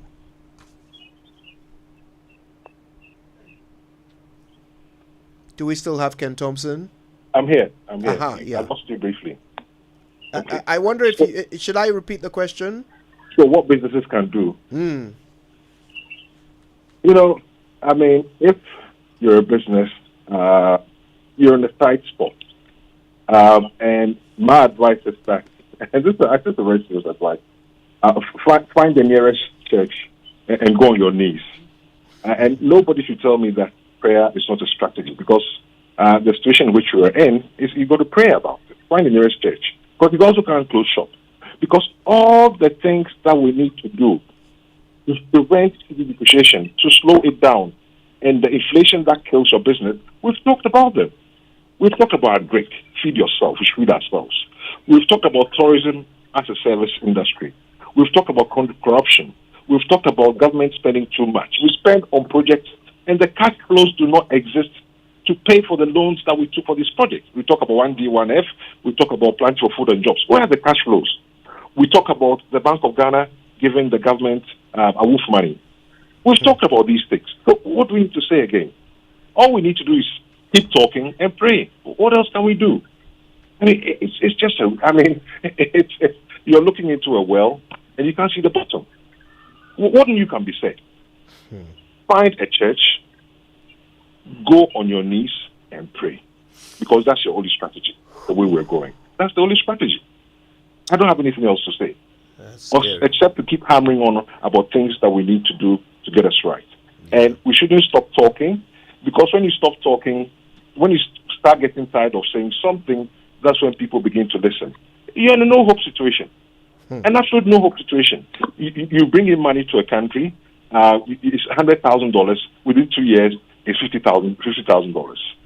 The cedi, beginning of January 2022, was around 6 cedis to a dollar. The government was giving AWOF money. Now we're heading towards 15, 16. What else needs to be said? But we've got to keep talking. We're going to continue talking. We won't stop talking until we start to do the right things, because you're destroying value. That's my take. I don't have any other. The thing that say, well, keep your money in dollars. Of course, you keep it in dollars, you're still losing. You still have to generate a profit. Well, are you going to sit at home and not do anything? Put your money in government debt. Well, government has shown that it's capable of saying that I'll not pay you back. So what do you do? What do you do? It's just so stressful and frustrating for all of us. It's not good enough. It's just not good enough. Thank you, Uncle Ken. Prof. Bokpin, let me ask you the other question. So now these people want our votes. All these political parties are suggesting they are the solution. What is the proof? What is the thing I want to hear from the next potential government before I give them my vote? What should I hear them saying that they will do about this cedi, which will prove to me that they can actually make this better? That's interesting. Let's look at this and let's try to see some positive in the review. Probably towards the end of June, our projection is that Ghana should be nearing the approval of the second review, from which we can get $350 million. Okay. In sales from the parliament. That will give them some temporary relief. I'm saying temporary because we should be careful we don't celebrate them as though we have done a bit major. Because $350 million, so in this economy, this is woefully inadequate. Perhaps it may also trigger another But then again, between now and December 7, how we meet the political temperature will have a lot of implications for the city, because if we don't manage it well, it may even trigger portfolio flows out of this country. And that would compound our situation and all of that. If the political temperature is raised unnecessarily, you may find investors, domestic investors, or even Ghanaians, who would want to store up foreign currency as a protective mechanism. So it's an election. It's part of our democratic process. So let's manage it well in such a way that we do not create unnecessary tension, which would impact negatively on the stability of the local currency. Then back to your question. Politicians having problems with coming out with manifestos full of promises. In 2016, if you put all the promises that the political parties make, it's just a little lower than all the promises contained in the Bible. The only difference is that with God, all his promises are yes and amen. Not with politicians. I think that we are at the point where we need to work with the media, and we need to interrogate the promises politicians make. And I believe that, given what has happened in the last 7 years, politicians will probably learn some lessons that how you see things in the position is not exactly the same way that they are in the power. And therefore, a certain level of moderation and humility is important. So if I put on my technical lenses, it won't take Ghana less than 15 years. It's consistency to come out of the situation. How many years? 15 years. Let's not joke about this thing. To talk about economic transformation and inclusive productivity growth from where Ghana is right now, it will require some fiscal discipline, lean government approach, drastic measures, and the consistency of it over a certain period of time before you see development beginning to impact at the micro level in a positive way that it will reflect in the pocket of ordinary Ghanaians. What am I saying? If we assume Ghana is able to get a good leader, what would be necessary will be a certain level of patience. And which is important in laying solid foundations. And the reason that is important is that that leader should not be interested in harvesting during his lifetime. That's exactly the point of making.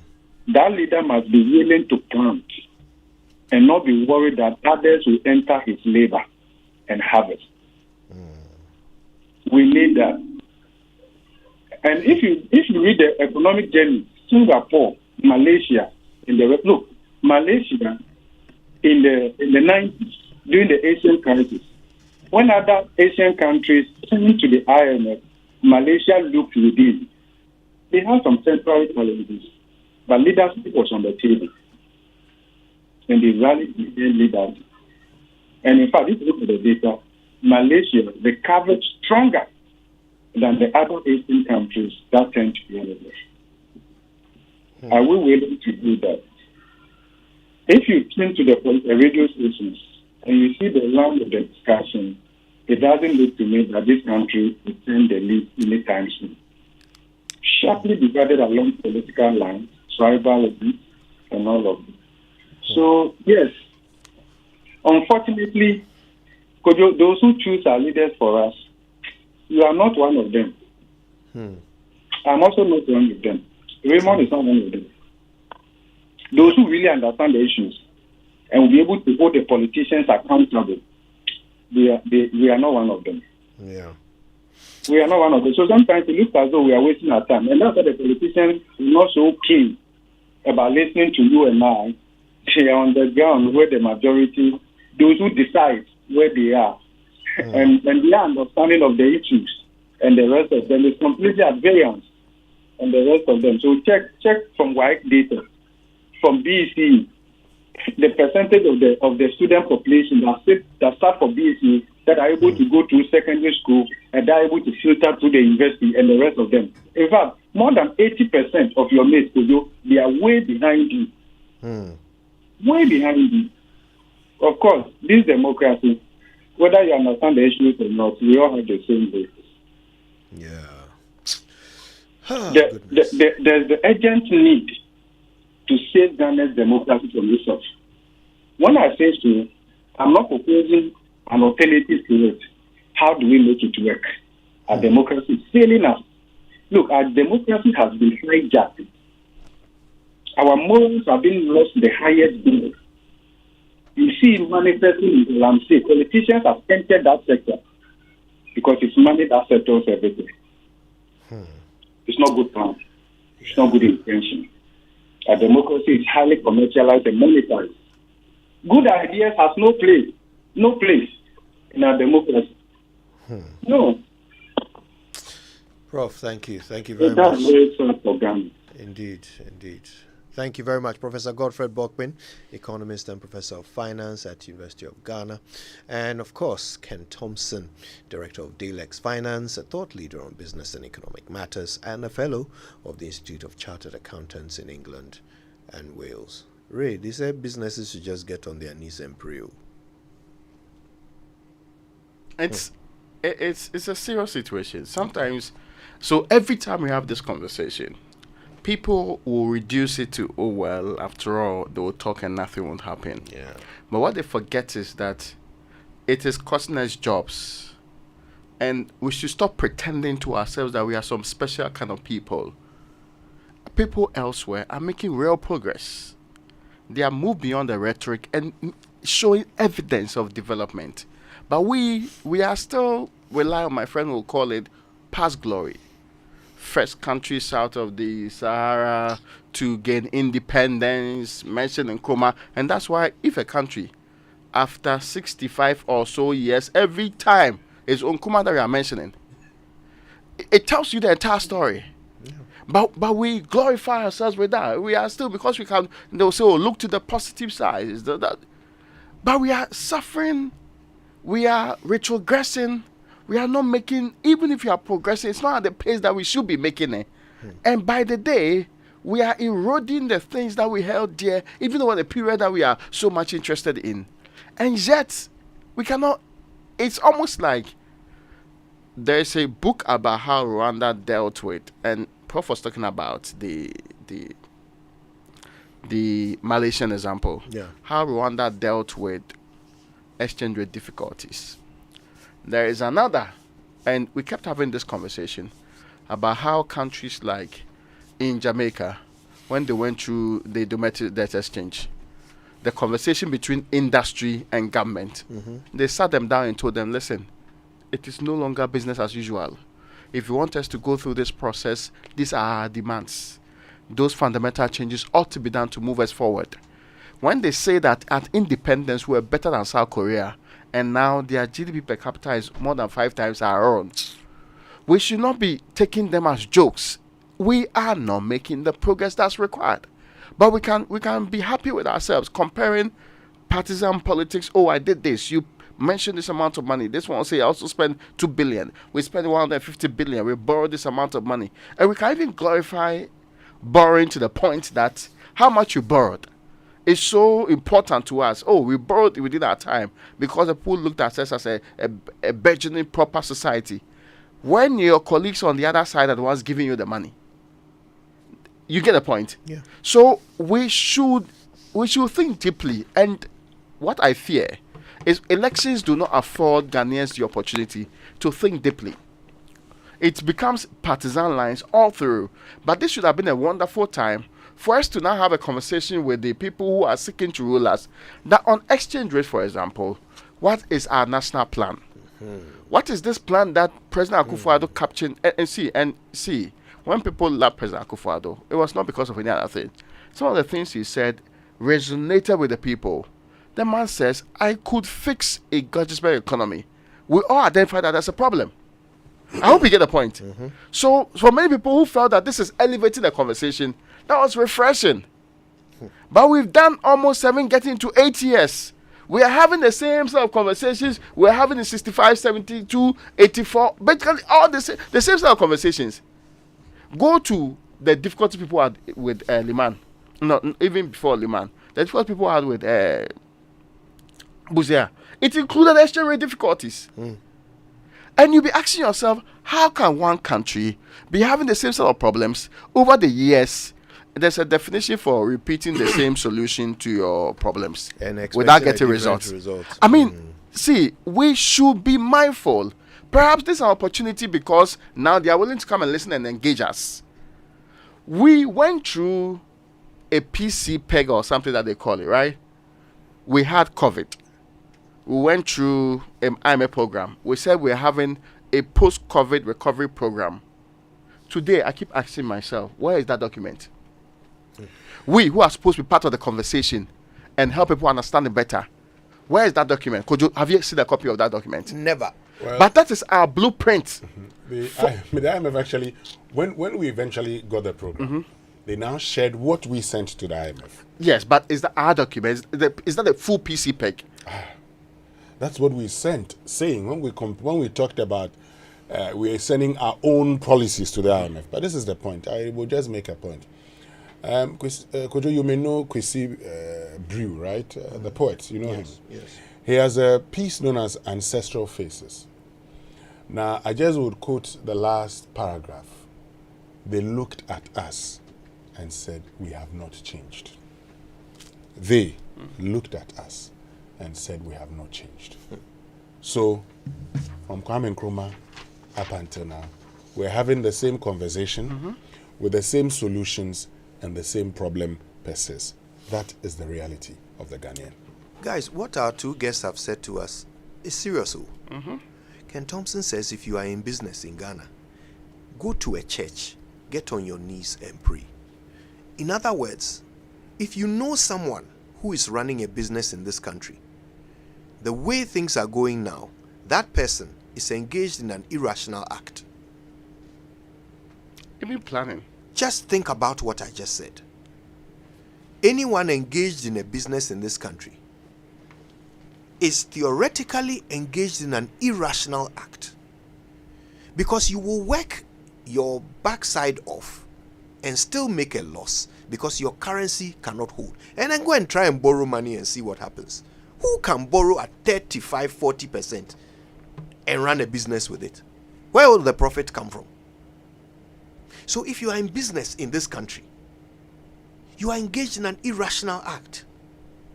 And Professor Bokben says, the politician too will make more promises than God. But at least in God's case, his promises are what? Yes and amen. But the politician's promises are no and embassy. The stage is set, the stakes are high, and the drama is about to unfold. It's the MTN FA Cup semi-finals. Brace yourselves for an epic showdown this Saturday, the 11th of May 2024, as Nswatreman goes head-to-head against Legon Cities at 3 p.m. Again? I said it right. It's done. I mean, Yes, they actually that's finished correct. and Take your time. The final is up now. Yeah. I think it's Nswatreman and Bofuakwa. Yes. No, Bofuakwa Tano. That's Yes. what I'm saying. No, here. yes. Yes. Let them help you, please. It is say it right that we are teaching you. Yes. But I said Nswatreman. So what's your question? It was played over the weekend. No, He's helping you. You don't worry. We can understand. Thank you. I appreciate. And the other team is what? Bofuakwa Tano. We say, The Welsh team there, now I can say their name. Kano Bofuakwa beat Dreams FC. So now they will meet in Nswatreman. That's right. In the final. So Nswatreman is now going to go head to head against Bofuakwa. Tano. Yes. Why are they? That's it. All right, so get ready for thrills and excitement and the shock as the journey to glory gets heated. We're going to see giant slayers maybe, or perhaps favorites will cruise on to the end. You can never predict if the MTN FA Cup ubia and ubia. Well, the favorite dreams didn't make it. But escape to the Royal Cozy Hills Hotel, Japa, Dubai. Raymond and Kojo, you need to bring your contribution. You've seen the rest. Now it's time to see the best. Take a break from work and take a break from the south. Samuel Daniel says, take a break from work and take a break from the south. The Royal Cozy Hill Hotel, Japa, Dubai is a place to relax, rewind, and re-energize. It's away from the stress of the south. Now this is what awaits you. Unforgettable safari experience. Amazing array of wildlife, including hippopotamus, lions, zebras, ostriches, among many others, using our spacious and well-secured game tour vehicles or using our quad bikes. Water sports such as jet skiing, boat or canoe rides, various family games to keep you and your families excited every day. Great tourist attractions in the Upper West region, including the Mushroom Rock and Slave Caves. So escape from the south. Escape to the north, escape to the Royal Cozy Hills Hotel, Japa, Dubai for an unforgettable safari experience. Please call 0501 694 280 or 0248844463 for reservations or further enquiries now. But guys, today is Kwame Sapong Asiedu's birthday. I just wished him a happy birthday on WhatsApp. Yes. So big happy birthday to Kwame Sapon Asiedu. Right. I mean, if you are in Ghana or if you are not in Ghana, when you come, let's celebrate the birthday in Ghana. Let's do it proper. Let's do it properly in Ghana. Let's do it in person, not virtually. No, Kwame. You see, let's reflect. With all the accompaniment. Let not the economy determine our celebration. Please, Kwame. We're there before the economy. You are not suffering the vagaries of this economy. No. Not directly. Some 21 years will be available for Kwame. Please, Rishi Sunak has made it possible for us to have a celebration. Your inflation is different. Thank you. Your interest rate is different. When I said 21 years, the young man is... I said some 21 years. That's his age. It is age problem. It is age problem. Listen. More messages from our partners. We're back after these. It's the 3i Africa Summit, where innovation, impact, and investment converge, where technology drives transformation. From the 13th to the 15th of May 2024, heads of state, central bank governors, thought leaders, innovators, investors, academics, and entrepreneurs will converge to unleash Africa's full potential. Discover the power of digital assets, explore the state of digital growth in Africa, and unveil lessons from Africa's central bank digital currency experiments. Engage in discussions on diversity in the creative arts and tech, financing Africa's SMEs and bridging the digital gender gap. Network with investors, pitch your ideas, and access funding at the 3i Africa Deal Room and Pitchfest. Join us at the Accra International Conference Center as we ignite a fintech revolution for Africa's financial future. Visit 3iafrica.com to register now. Hello, Ghana. Are you tired of the same old political rhetoric? Do you believe it is time for a change that truly represents the voices of our youth, women, and children? I present to you Nana Kwame Bediako. He is a visionary leader with a passion for making our country better through innovative industrial revolution. Together, we can change the political narrative and create a government that truly represents the interest of all citizens. Join this journey to build a better and inclusive future for all by contributing to our Save Ghana Fund campaign. Your support, no matter the amount, is not just a donation. It is an investment in the shared desire for a more prosperous, equitable, and better nation. To donate, visit www.nkb.com.gh or dial *887 *2024 #. Thank you for your support. There is time for everything, including exclusive breastfeeding by mothers, which starts within the first 30 minutes baby is born till the time the child is 6 months old. Grandma, Grandpa, husbands, let's all come on board Good Life and insist that our child takes only breast milk for the first 6 months. No food, no water, no gripe water. Breast milk has all the nutrients the child needs to grow strong and healthy. So I ask, How is your good life? Remember that exclusive breastfeeding for 6 months is best for baby, and good growth starts with right nutrition at birth. Good life, live it well. It's an everyday thing. Good life from Ghana Health Service and partners with support from USAID.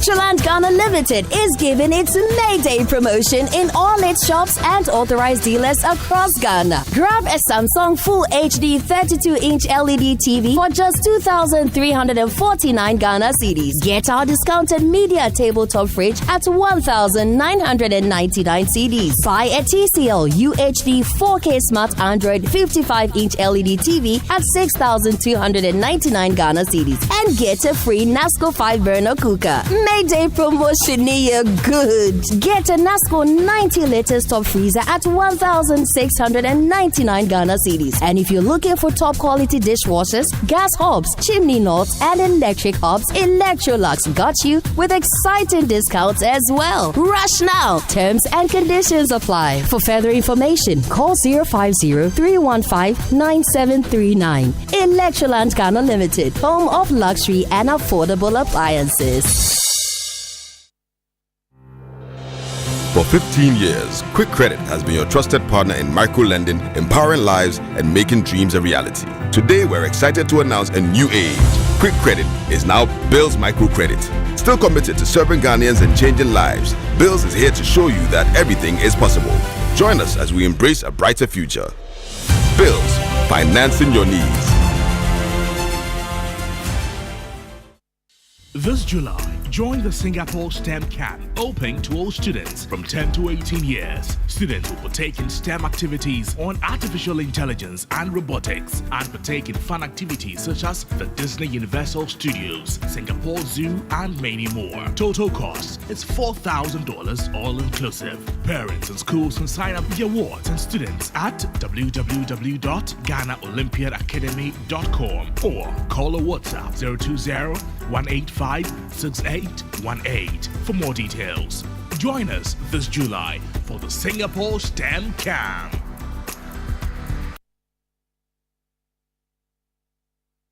Another election year. Our political leaders are already on the campaign trail, and there's yet many months of intense and combative campaigning ahead. After all our past experiences, I remain sanguine that our democracy is safe. We need to remind ourselves that we cannot take things for granted, and we must be alert to avoid anything that has the potential to derail the electoral process. So people need the right environment in which they can make informed choices in the interest of the nation. Coffee in your cup and joy on the set. The Super Morning Show is always the best bet on Joy 99.7 FM.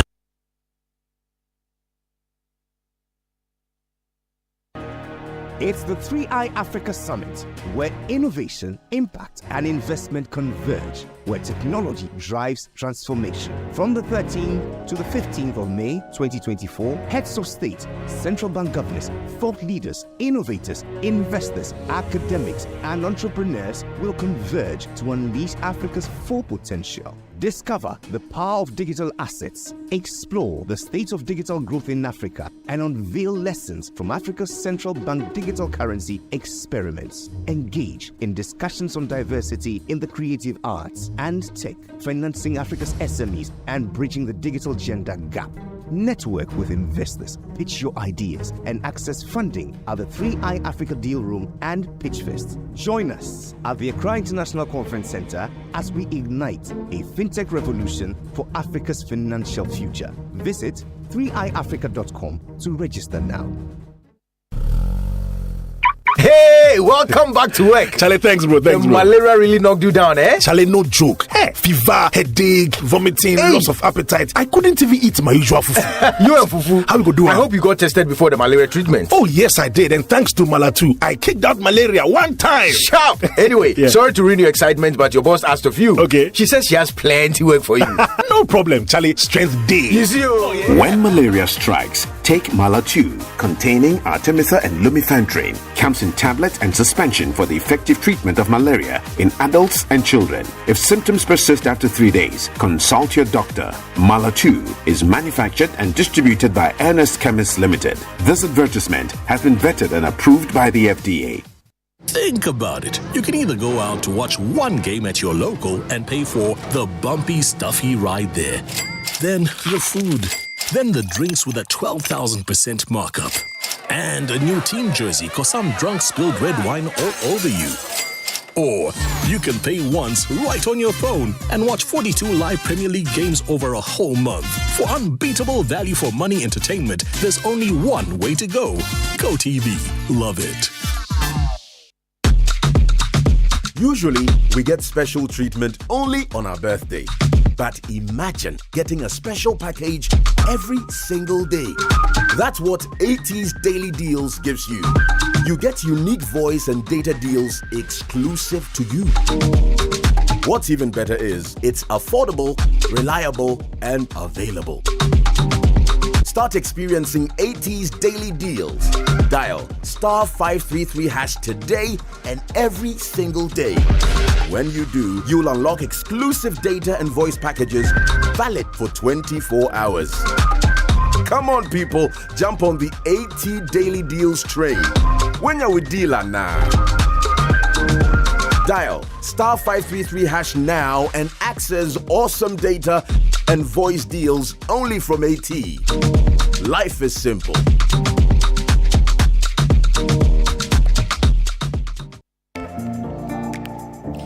Dive into a new era of news consumption with myjoyonline.com, your go-to destination for cutting-edge journalism, giving you the most credible stories from business to politics and from sports to entertainment. Myjoyonline.com introduces an upgraded news website meticulously designed to empower you with an enriched browsing experience like never before. Experience the future of news browsing with myjoyonline.com. You're welcome to the maiden edition of the Joy News Impact Makers Award. Tonight we gather here to honor and celebrate individuals. We celebrate the goodness in our humanity and create more inclusive, compassionate, and thriving societies. The overall winner, Isaac Ajato.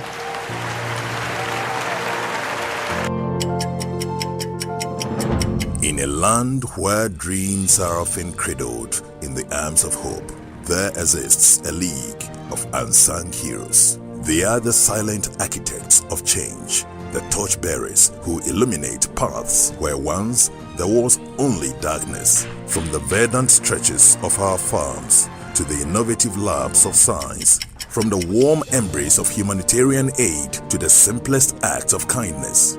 These are the changemakers who sculpt the future of our nation, stitch by stitch. Unknown to them, their acts of selflessness have resonated across the land, stirring the hearts of many and sparking a movement of recognition and celebration. It's that time of the year again. Joy News proudly presents the Impact Makers Awards 2024.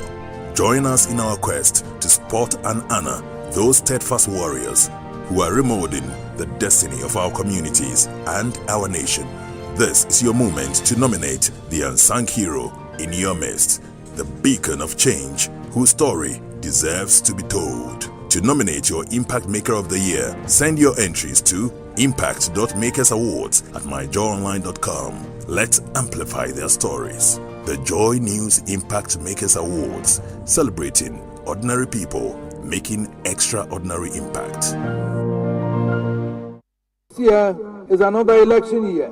Our political leaders are already on the campaign trail, and there's yet many months of intense and combative campaigning ahead. After all our past experiences, I remain sanguine that our democracy is safe. We need to remind ourselves that we cannot take things for granted, and we must be alert to avoid anything that has the potential to derail the electoral process. So people need the right environment in which they can make informed choices in the interest of the nation.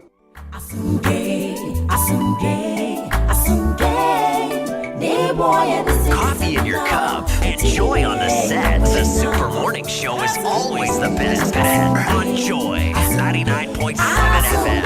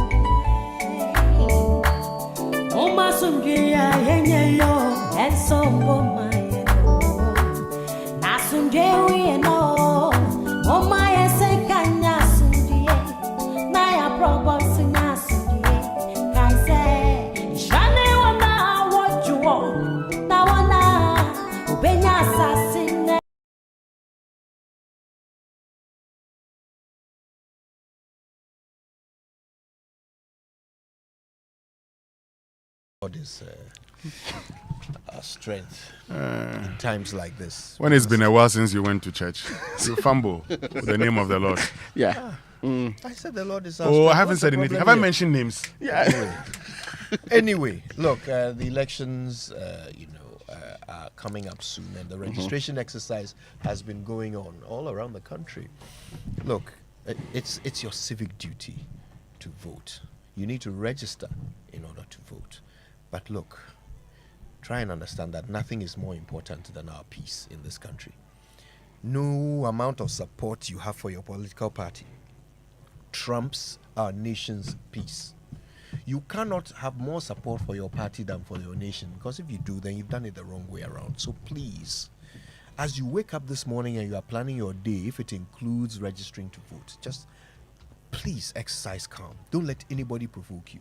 Go and do what you are supposed to do and come back. We have systems. If anything goes wrong, we have systems established to set them right. If you see anything that is not the way it should be, we have processes, peaceful processes for resolving them. If you challenge me, Raymond Dakwa, my registration, you then would advance the thing to the district committee. A DRRC will sit on it and determine whether or not I'm qualified.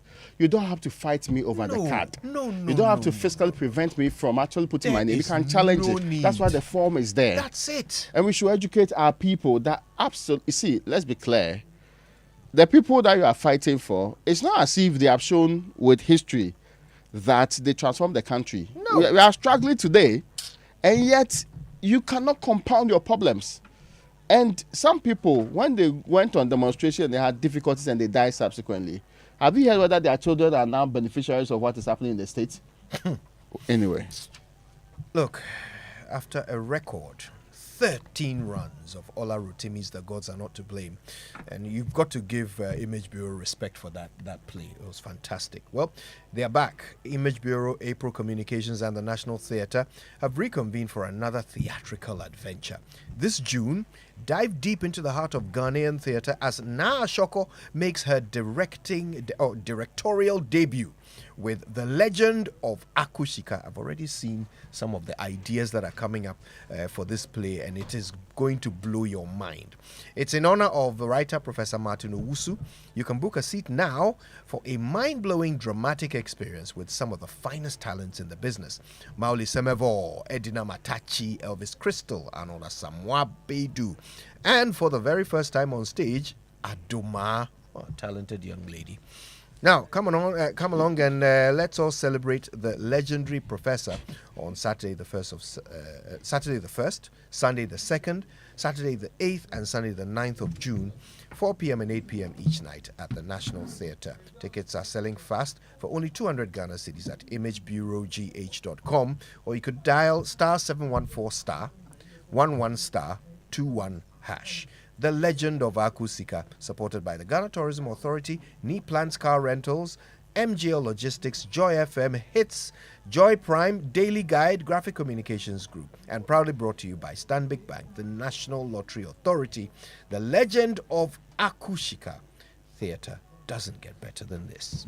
Now, Kingdom Books and Stationery Limited, you know, it's your number one supplier of quality office essentials, equipment, and also furniture at affordable prices. They've introduced their online store, and you should go straight to kingdomstoreonline.com without physically going to any of their branches. It is hassle-free. They will arrange delivery to your homes and offices within a reasonable time. They offer free delivery for those of you in Accra and Tema, and accept payment via Momo across all networks. Terms and conditions, however, apply. At Kingdom, quality and affordability are their hallmarks. But it's starting today, the 3i Africa Summit.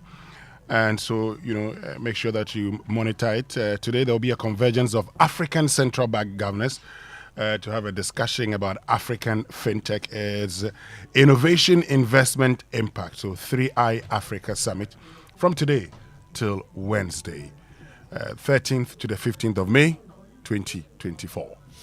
All right. Well, listen, thank you so much for listening. It's been a pleasure bringing you the show. We're back tomorrow with more. The next voice you will hear belongs to Mamiesi Thompson, who has the 10 o'clock headlines. But until we get back together tomorrow, have a wonderful day. Keep listening to Joy. My name is Koje Yankson. I'm the morning man.